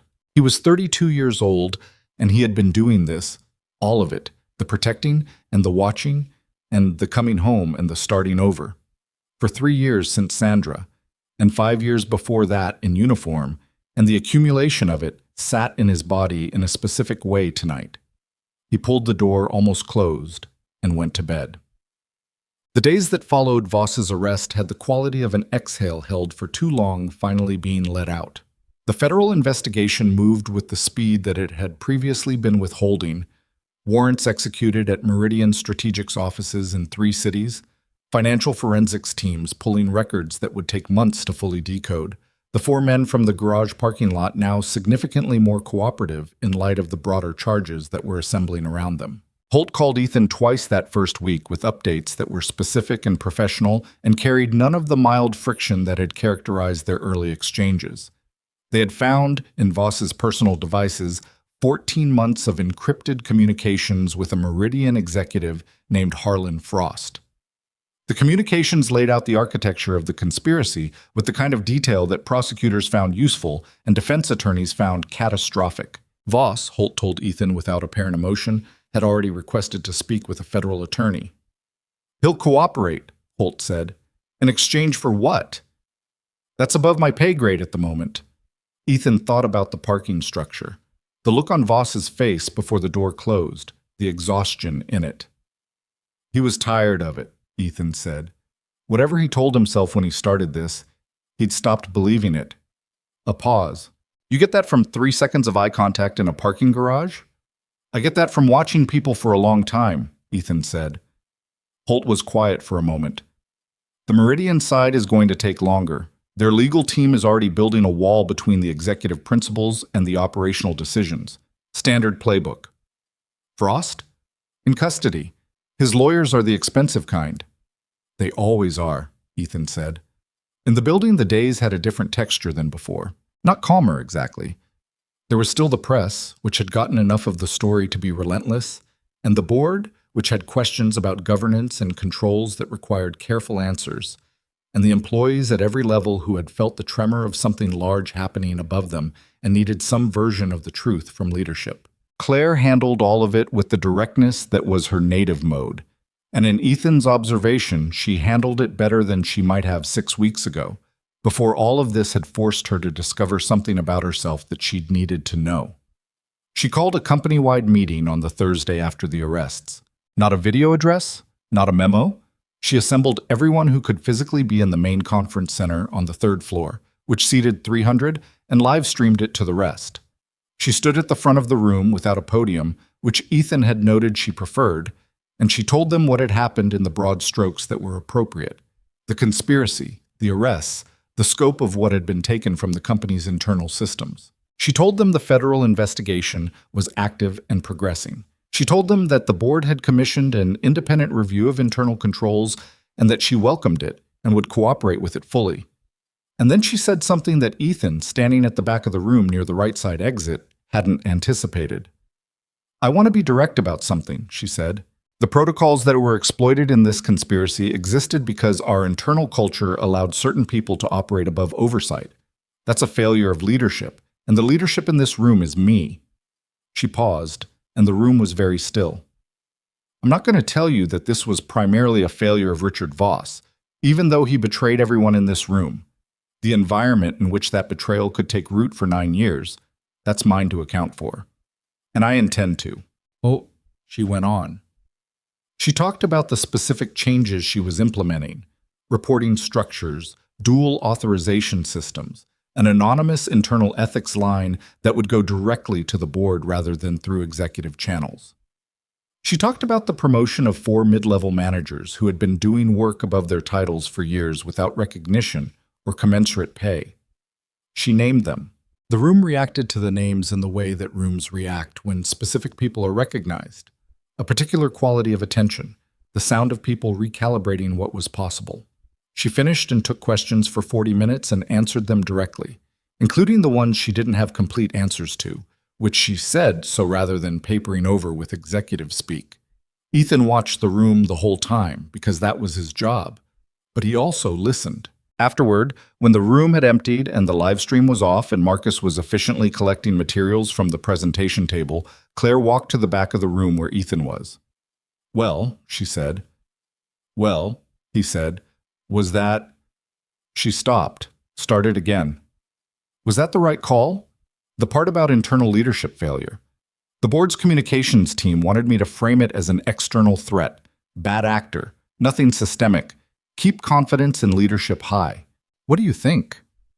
"I think confidence in leadership built on incomplete information is just a longer version of the same problem," she said. "But I also think I might have just handed the press a pull quote." "Probably," he said. "But the people in this room heard you say it first, before anyone frames it for them." He looked at the emptying chairs. "That matters." She looked at him sideways. "You're better at this than you should be." "At what?" "At the people part. The reading what a room needs." She paused.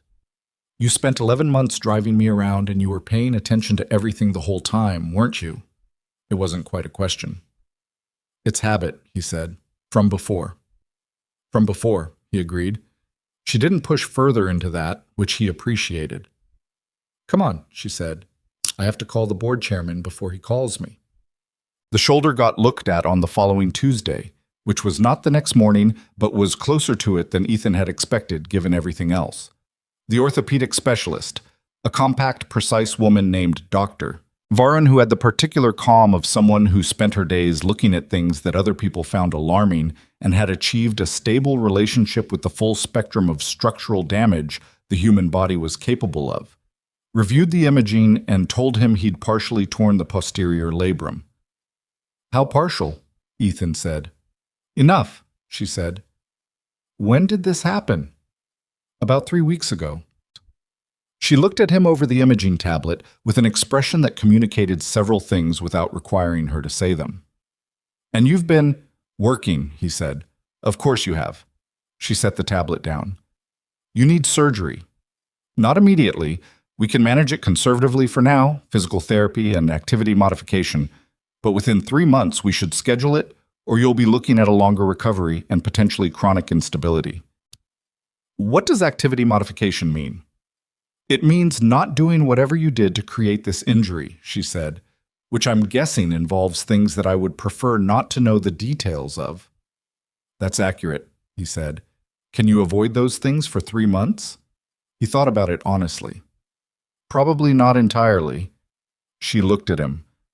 "Mr. Ryder." "But I'll avoid the worst of it," he said. She prescribed physical therapy 3 times a week and gave him a brace for the days when his work was going to be, as she put it with professional delicacy, demanding. She told him to come back in 6 weeks. She told him he was otherwise in excellent physical condition for a man his age, which she said in the tone of someone crediting a car that runs well despite being driven into things. He filled the prescription at the pharmacy 2 blocks from the clinic and walked back to where the car was parked, rolling his shoulder carefully inside the jacket, mapping the specific quality of the pain, filing it away as a variable that had a name now and a management plan and a timeline, which made it something he could work with rather than something he was just ignoring. His phone buzzed. A message from Noah, sent via Mrs. Galvez's phone because Noah was not yet old enough for his own. It was a photograph.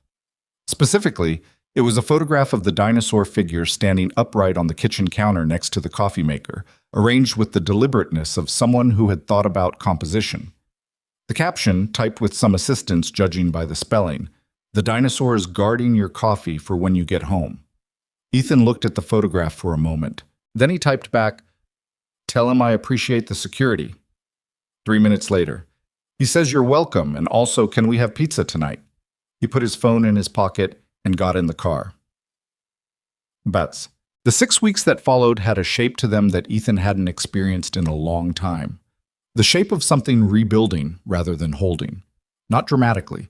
Not with any single moment that announced itself as a turning point.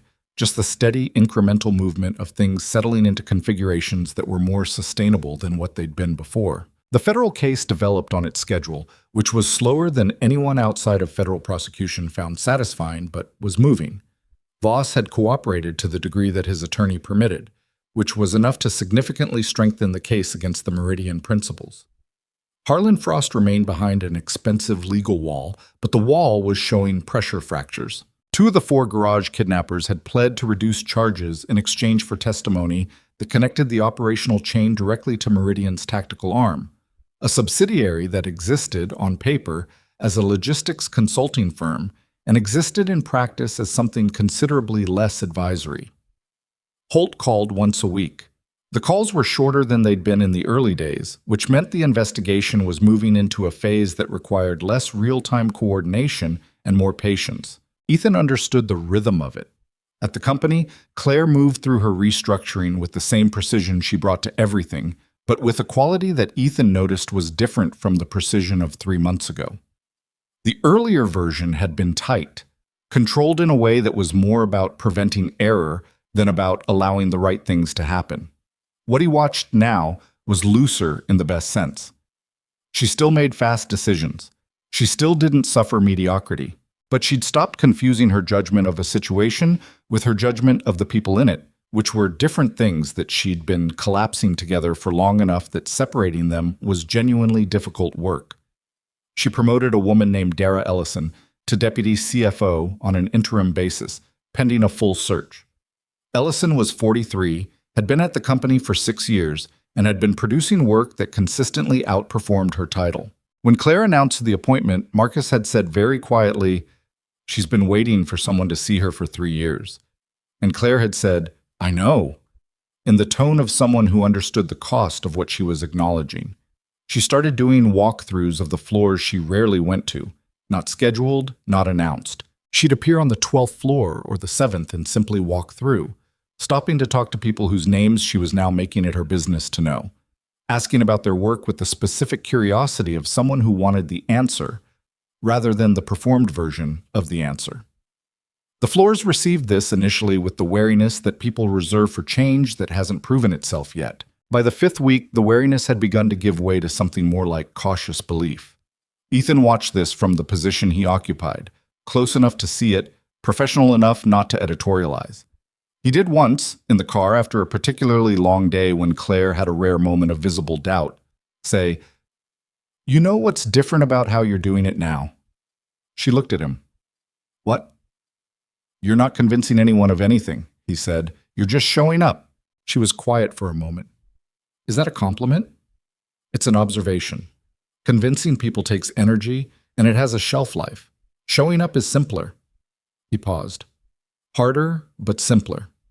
She considered this. "You think I was performing before?" "I think you were doing what you knew how to do," he said, "which was make things look right. You're learning to let them be right instead." She looked out the window. "You're a strange person, Ethan Ryder." "I've been told." "I mean it kindly. I took it that way." Outside, the city was in its late November configuration, cold and gray and lit from below by the commercial lights that made it glow even on cloudy days.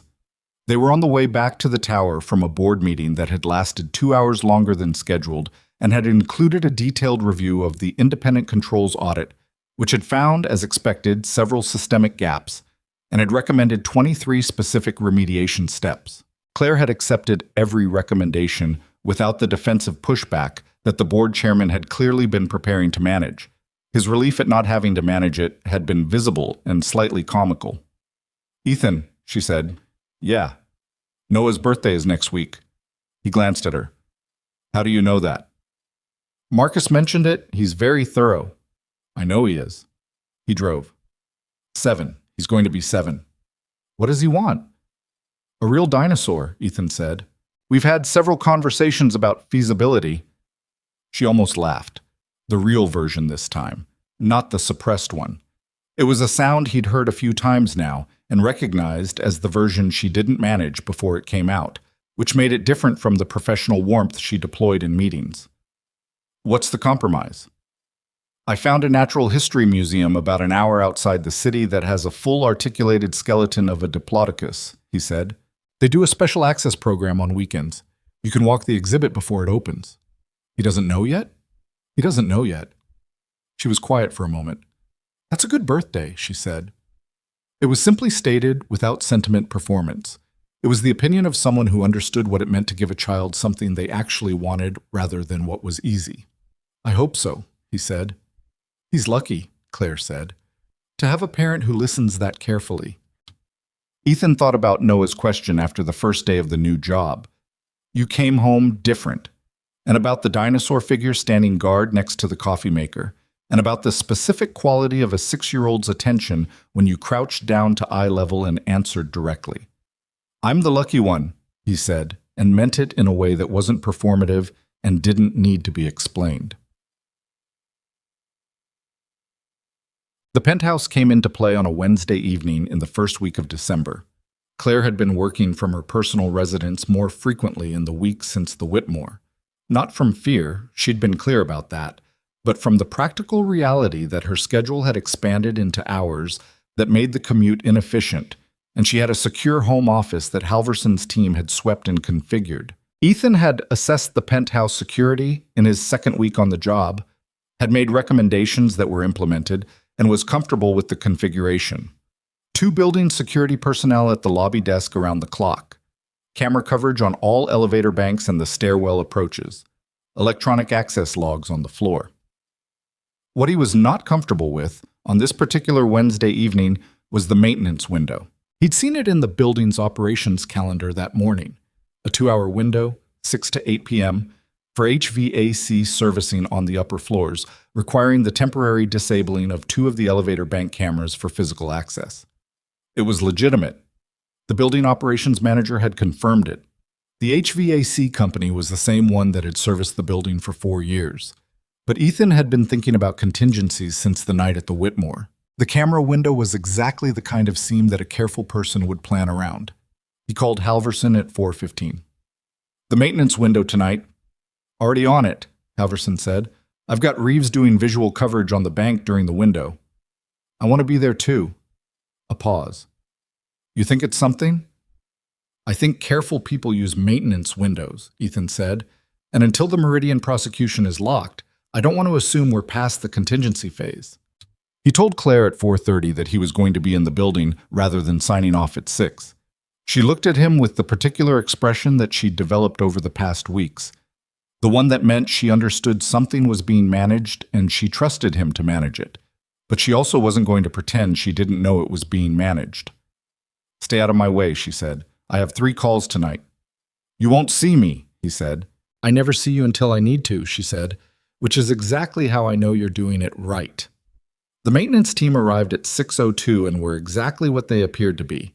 2 men in a company van with the right credentials and equipment doing the specific work they'd been contracted for. Ethan watched them from the 41st floor stairwell through the partially open door, because watching from the stairwell was more useful than watching from a monitor. Monitors showed you what the camera could see. The stairwell showed you what the camera couldn't. At 6:49, the stairwell door on the 40th floor opened. It was a single man. He moved like Cassell had moved at the Whitmore, the particular economy of someone whose movement had been trained out of the amateur tells. He was wearing a building maintenance uniform that was the right color but the wrong cut. Ethan knew the building's uniform contractor, and the way the collar sat on this one was different. He was already inside the perimeter. The lobby team hadn't stopped him because he'd come in through the parking structure's maintenance access, which connected to the stairwell on the 3rd floor and which was, during the HVAC window, keyed open for equipment transport. Ethan was already moving. He got to the 40th floor landing 2 seconds after the man cleared the door, which was not ideal. The man had the territorial advantage, and he'd been here long enough to have assessed the space. He came through the door without slowing, which was necessary but meant he was moving faster than he preferred on a shoulder that had a specific and documented structural problem. The man heard him. He was professional enough that hearing someone behind him didn't make him turn and look, which would have been the amateur response.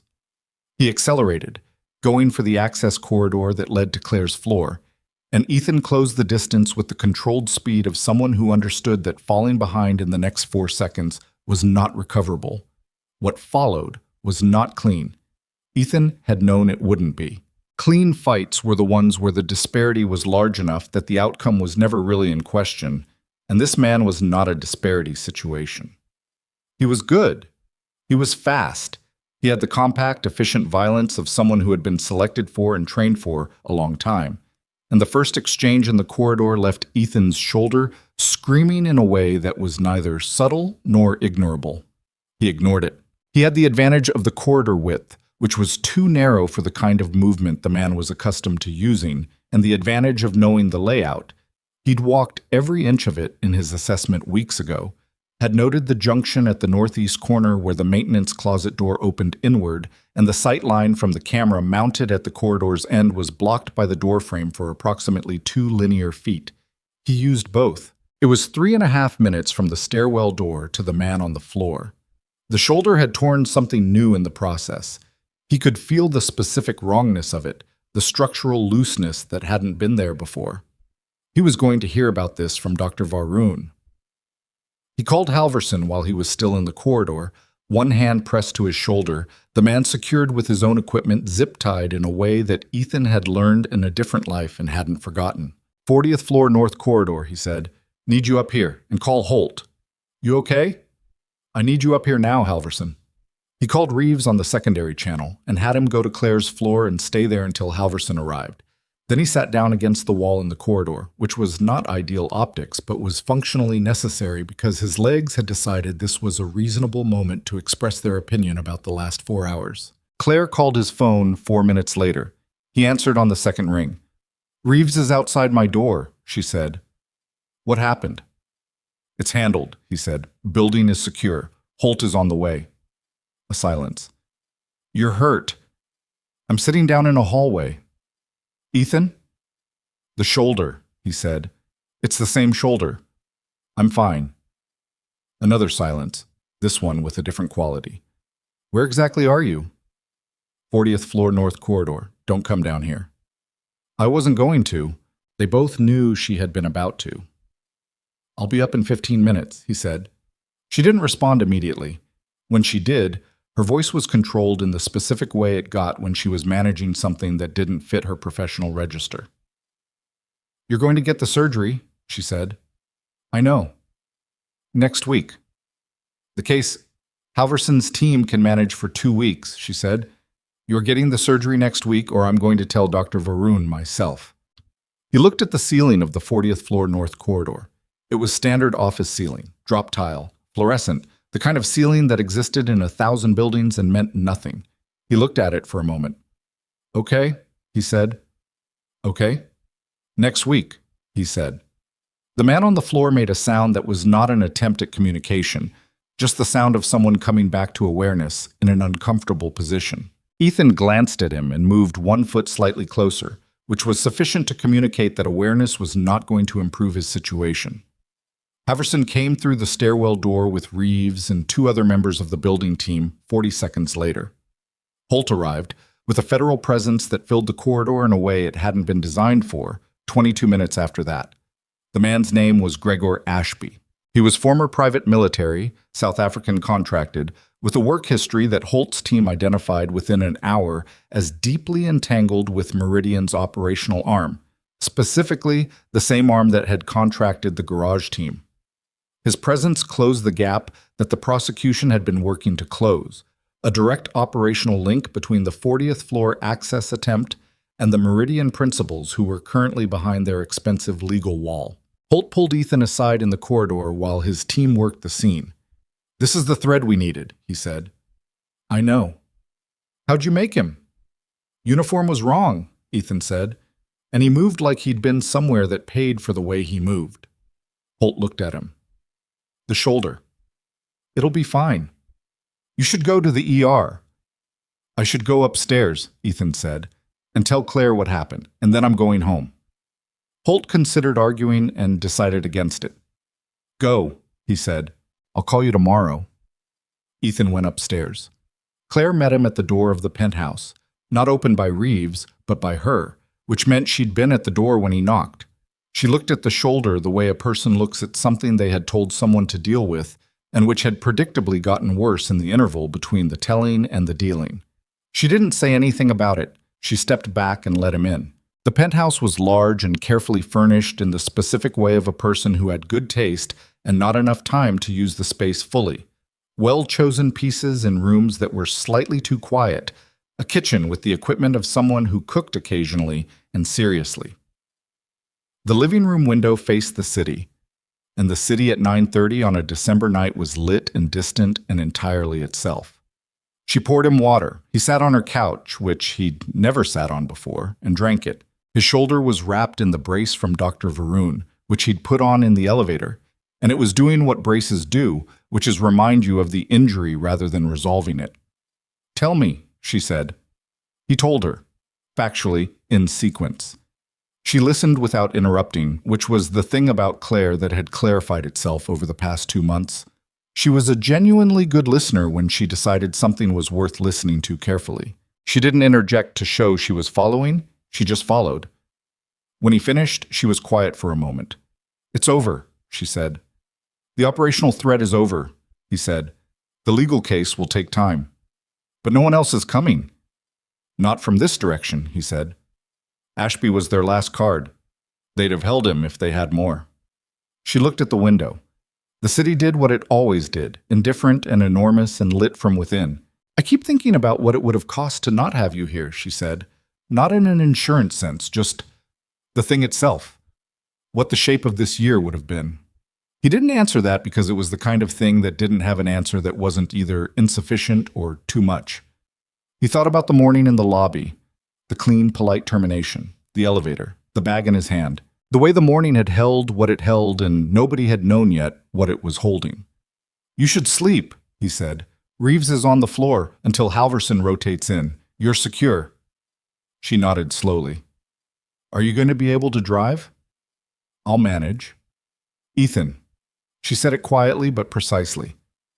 "There's a car service number in Marcus's contact list. Use it."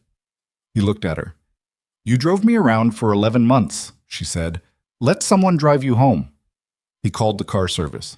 While he waited, he sat on the couch and she sat across from him in the armchair, with her knees drawn up and a mug of something warm, and the city held them both in the particular way that cities hold people at the end of hard days.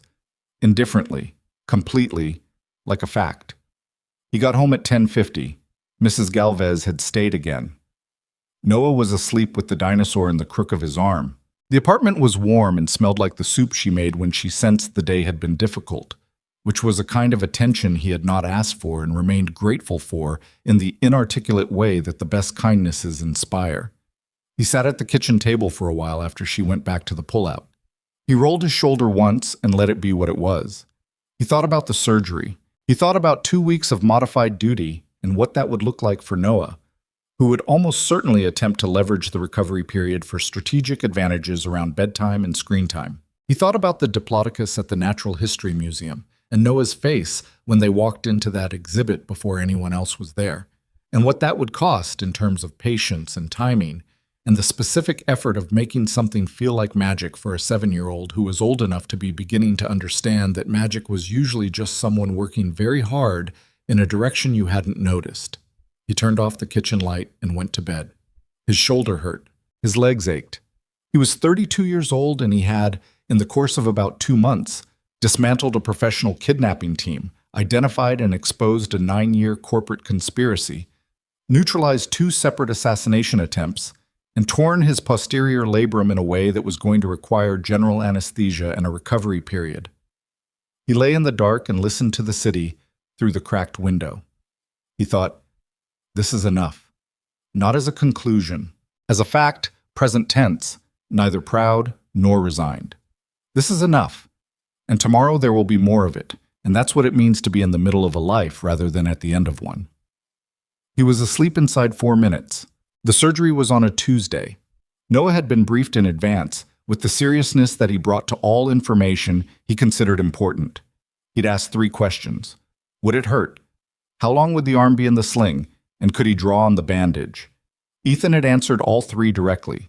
Yes, some afterward, about 6 weeks for the sling, and yes, the bandage was fair territory for artwork. Noah had considered this and said, I'm going to draw the diplodocus. He did. On the second day home from the surgery center, with a green marker and the focused expression of someone executing a vision, he drew what was recognizably a long-necked dinosaur across the shoulder wrap, adding what appeared to be a small figure beside it that Noah identified as Ethan, though the proportions were roughly equal, which suggested either artistic license or the honest perspective of a child who understood that dinosaurs and fathers occupied the same scale of importance. Ethan looked at it for a long moment. That's good, he said. The neck is the hard part, Noah said, capping the marker with professional finality. The recovery was not clean, because recoveries aren't. There were bad nights when the shoulder woke him at 2 a.m. with a specific grinding complaint that no position resolved. There were physical therapy sessions that left him humbled in the particular way that rehabilitation humbles people who are accustomed to their bodies doing what they tell them. There was a Tuesday in the 3rd week when he dropped a coffee mug with his right hand because he'd reached across his body without thinking and the joint wasn't ready for the angle, and the mug had been Sandra's, so a plain white one with a small chip on the handle that he'd kept because getting rid of it had never felt like the right decision. And it broke into 4 pieces on the kitchen floor, and he stood there for a moment looking at it before he crouched down and picked up every piece. He kept the pieces in the drawer under the coffee maker. He didn't know what he was going to do with them. That was fine. Some things didn't need a decision immediately. Mrs. Galvez took over school pickup for the 6 weeks. She arrived each morning with the efficiency of someone running a parallel household and departed each evening with the discretion of someone who understood that her presence was support, not substitution. She never commented on the pieces in the drawer. If she noticed them, and she almost certainly did, she left them alone, which was an act of understanding so specific and quiet that Ethan thought about it more than once during the recovery. Halverson ran the security operation competently in Ethan's absence, which was not a surprise. What was a surprise was the text Ethan received at the end of the 3rd week. A photo from Tomas, the young security guard from the garage, taken in the operations center with a message that said simply, "Passing my advanced certification. Thought you should know." Ethan typed back one word, "Good," and sat with it for a moment, thinking about a kid with zip-tied hands throwing a water bottle in a parking garage because it was the only thing he had, and how that kid had been paying attention to his job in the way that mattered even when he was scared. Some people had it in them from the start. They just needed a day that proved it. The verdicts came down in March, not all at once. The legal machinery moved in the overlapping, asynchronous way of large prosecutions with multiple defendants and jurisdictions. Voss was first. He had cooperated substantially, and the cooperation was visible in the charge sheet: conspiracy to commit securities fraud, corporate espionage, and accessory to the kidnapping attempt. His attorney had negotiated the framework, but the sentencing guidelines still carried weight. 11 years with the possibility of early release after 8 on the cooperation credit.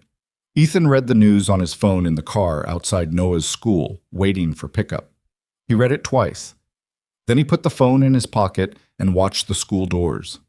Harlan Frost and 2 other Meridian executives were convicted 6 weeks later on charges that were broader and carried longer terms.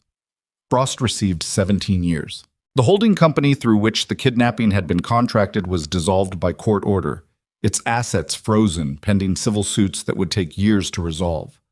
Meridian Strategic itself was placed under federal receivership, its principals gone, its structure dismantled, the thing that had functioned as a legitimate investment firm for public purposes, and something considerably worse for private ones finally exposed to light in its entirety. Cassell, the man from the Whitmore, and Gregor Ashby, the man from the 40th floor corridor, both pled to reduce charges in exchange for testimony that had been central to building the Frost case. The 4 men from the parking garage received sentences ranging from 4 to 9 years, depending on their level of cooperation and the specific charges attached to each. Ethan didn't attend any of the proceedings. He wasn't required to, and attendance felt like the wrong relationship to have with the outcome. What had happened in the garage, and at the Whitmore, and in that corridor? Those were things he'd done because they were in front of him and required doing. Converting them into a narrative he watched get adjudicated felt beside the point. Holt called after the Frost verdict. "That's the last of them," he said. "Good. You okay?" "I'm fine. Shoulder's at about 80%. I meant in general." Ethan considered it. "Yeah," he said. "In general, yeah." A pause. "For what it's worth, Ryder, what you did in that garage, and then the rest of it, the logging work, the maintenance window, the way you put it together before we did." Holt paused again, like he was deciding whether to finish the sentence. "I've worked with former special operations people before. Plenty of them can fight. Not all of them can think." "You're not bad at it either," Ethan said. Holt almost laughed. High praise. It was meant to be adequate. After he hung up, Ethan sat for a moment in the particular quiet of a thing that was finished.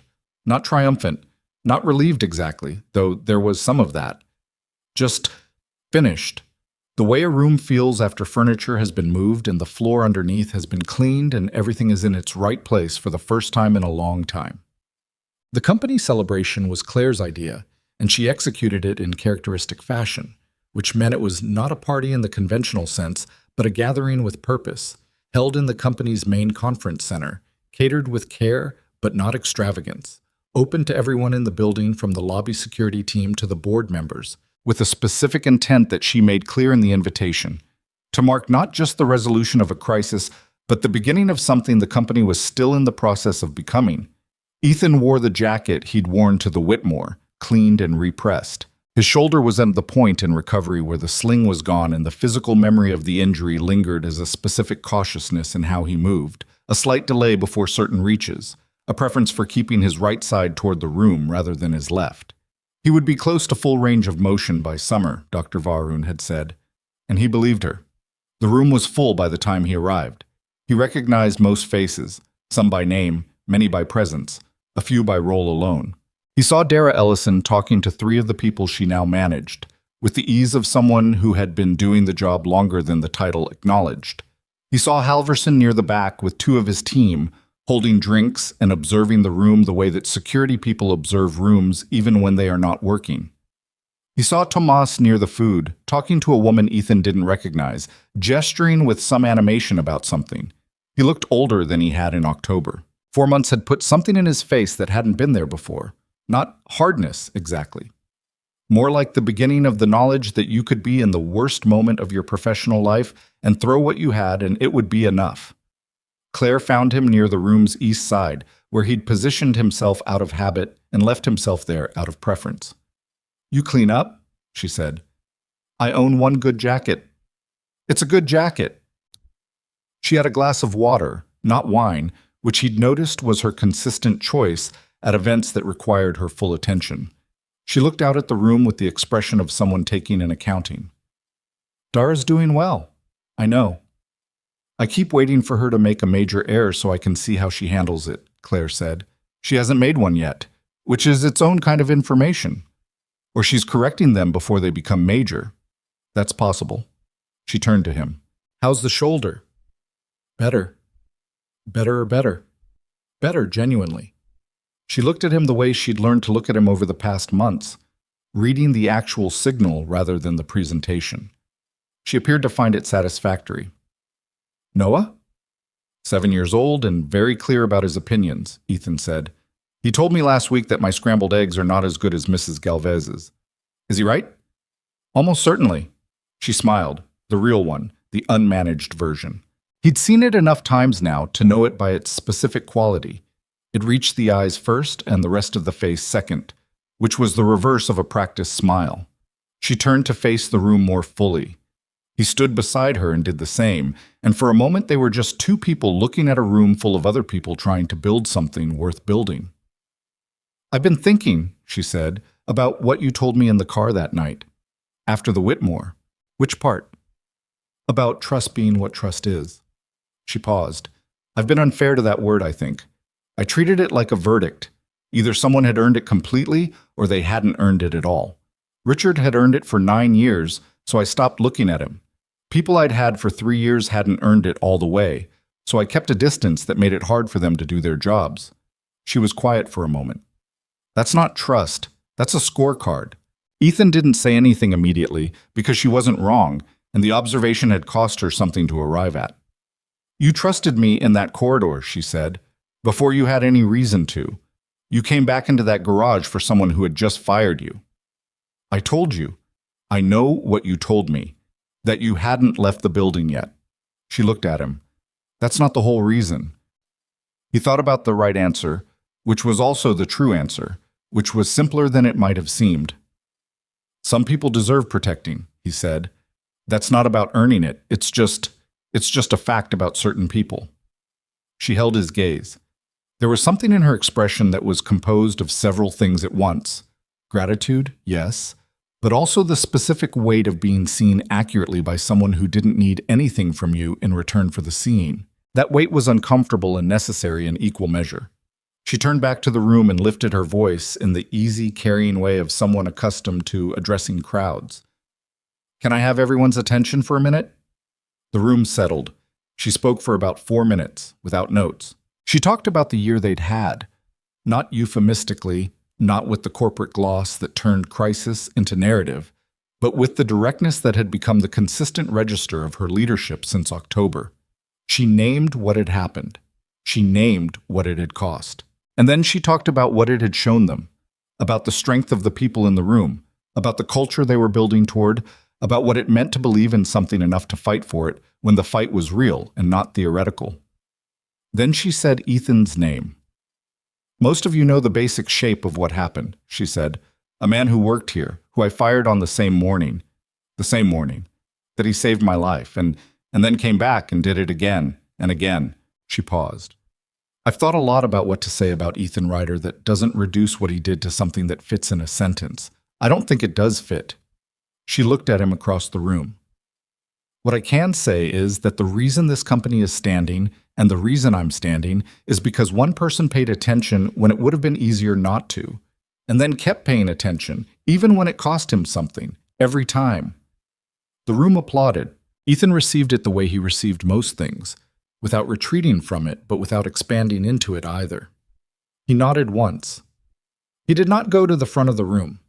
Afterward, when the event had loosened into conversation and the food had been substantially addressed, Claire made her way back to him. "You didn't come up," she said. "You said what needed to be said. Me standing up there doesn't add to it. Most people like being recognized." "I got recognized," he said. "The room heard it. That's enough." She shook her head slightly, but not in disagreement, more in the way you shake your head at something that is exactly what you expected and still lands differently than you thought it would. "What happens now?" she said. "For you, I mean. Not for the job. For you." It was a real question. He could tell because she wasn't filling the space after it. "I'm going to take Noah to the coast in the spring," he said. "He's never seen the ocean." "Seriously?" "We've been inland his whole life." She looked almost offended on Noah's behalf. "That needs to be fixed immediately." "It's on the schedule," he said. "May, 2 weeks. 2 weeks," she considered. "The company won't fall apart in 2 weeks." "I know it won't," he said. "Halverson's good, Dara's good, the systems you've put in place are good." He paused. "You're good. You don't actually need me every day anymore." She was quiet for a moment. "I need you differently now," she said. It was said carefully, weighing each word before placing it. Not less. Just differently. He understood what she meant. The acute phase, the threat, the active danger, the daily proximity required to manage it, that was over. What remained was something else. A structure, a working relationship, a trust of the specific kind that is built in the worst conditions and survives them. It was not small. It was also not the same shape it had been 3 months ago, and they were both finding out what shape it was now without pressing the question. 2 weeks on the coast, he said. Then back. She nodded. Tell Noah the ocean is large. He should be prepared. I think he'll handle the scale. Unlike some people at the beginning of this year, she said, and the self-awareness in it was both accurate and unsparing, which was the version of honesty that had the most value because it cost the most. He thought about the morning in October, the lobby, the elevator, the bag in his hand. He thought about what he'd known that morning and what he hadn't. He hadn't known about Noah's preference for the blue dinosaur plate. He hadn't known about the coffee mug pieces in the drawer, or the diplodocus drawn in green marker across a shoulder wrap, or the specific quality of a 7-year-old's attention when something matters to him and he is waiting to see if the adult in his life has understood that it matters. He hadn't known, walking out of that building, that he was walking back into it at a different angle on a different day, and that the angle would change what he could see. There was something in that worth sitting with. Not a lesson exactly. Lessons implied something that could be extracted and applied cleanly, and life didn't work that way. But something more like an observation about how things actually happened, as opposed to how you planned for them to happen. The morning you got fired was the morning everything changed. The man you underestimated was the only one who came back. The route you thought was a deviation was the direct path to something you couldn't have plotted in advance. You couldn't plan for it. You could only stay the kind of person who showed up anyway and paid attention and didn't leave. He picked Noah up from school on a Friday afternoon in late March, the first week that genuinely felt like spring, the kind of day where the light has changed its angle and the air remembers that it has other temperatures available besides cold. Noah came out of the school doors with his backpack listing sideways, and a drawing rolled in his hand and the expression of someone with information he had been containing all day and was now prepared to release. I drew the ocean today, he announced. In art? Miss Patel let us draw whatever we wanted. He unrolled it while walking, which was ambitious. It's us on the beach. That's me, he pointed. That's you. He pointed at a figure that was taller and less clearly defined. That's the ocean. The ocean was very large on the page. It took up approximately 60% of the composition, which Ethan thought was probably accurate and also honest about where Noah's attention was primarily directed. That's a big ocean, Ethan said. It's the actual size, Noah said, with perfect confidence. They walked the 3 blocks home the way they always did. Noah talking about the day in the selective, non-linear way of children. Ethan listening, asking the questions that opened rather than closed. The afternoon light did what afternoon light in late March did, going golden sideways, putting long shadows on the ordinary sidewalk, making familiar things look slightly different from how they looked in the morning. He thought about Claire's question, what happens now? And he thought about Noah's drawing with the ocean at its actual size, the 2 figures at the edge of it, smaller than they might have wanted to be depicted, but present, standing together at something large.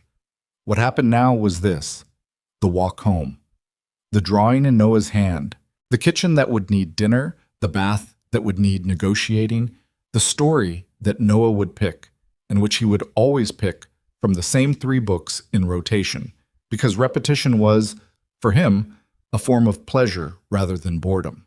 The conversation in the dark before sleep about whatever came up, dinosaurs or the ocean, or the way clouds worked, or what happened to people after a very long time, which Noah asked about occasionally, and which Ethan answered as directly and partly as he could.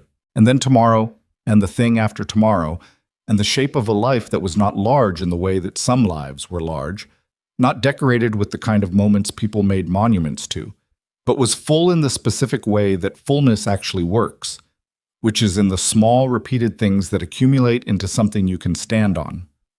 He had not won anything, exactly. He had not lost anything he hadn't already lost. What he had done was stay and show up and keep the promises that mattered, and trust that the ones who deserved to see him would eventually see him. Some had. Some he was still waiting on. Some he'd probably never know about, which was fine. You didn't do the thing in order to be credited for it. You did it because it was in front of you and it needed doing, and that was its own form of answer to every question about whether any of it meant something. Noah reached up and took his hand without prelude, the way children do when they simply want to, Not because they need to, not because something is wrong, but because the hand is there and it belongs to the person they trust most in the world, and taking it is as natural as breathing. Ethan held it. The city moved around them, loud and indifferent and enormous, doing what cities do, which is continue without regard for what any individual person inside it is carrying or has survived or hopes for. And inside all of that, on an ordinary sidewalk in the ordinary late afternoon light, a father and his son walked home. That was what it was. That was enough. That was everything.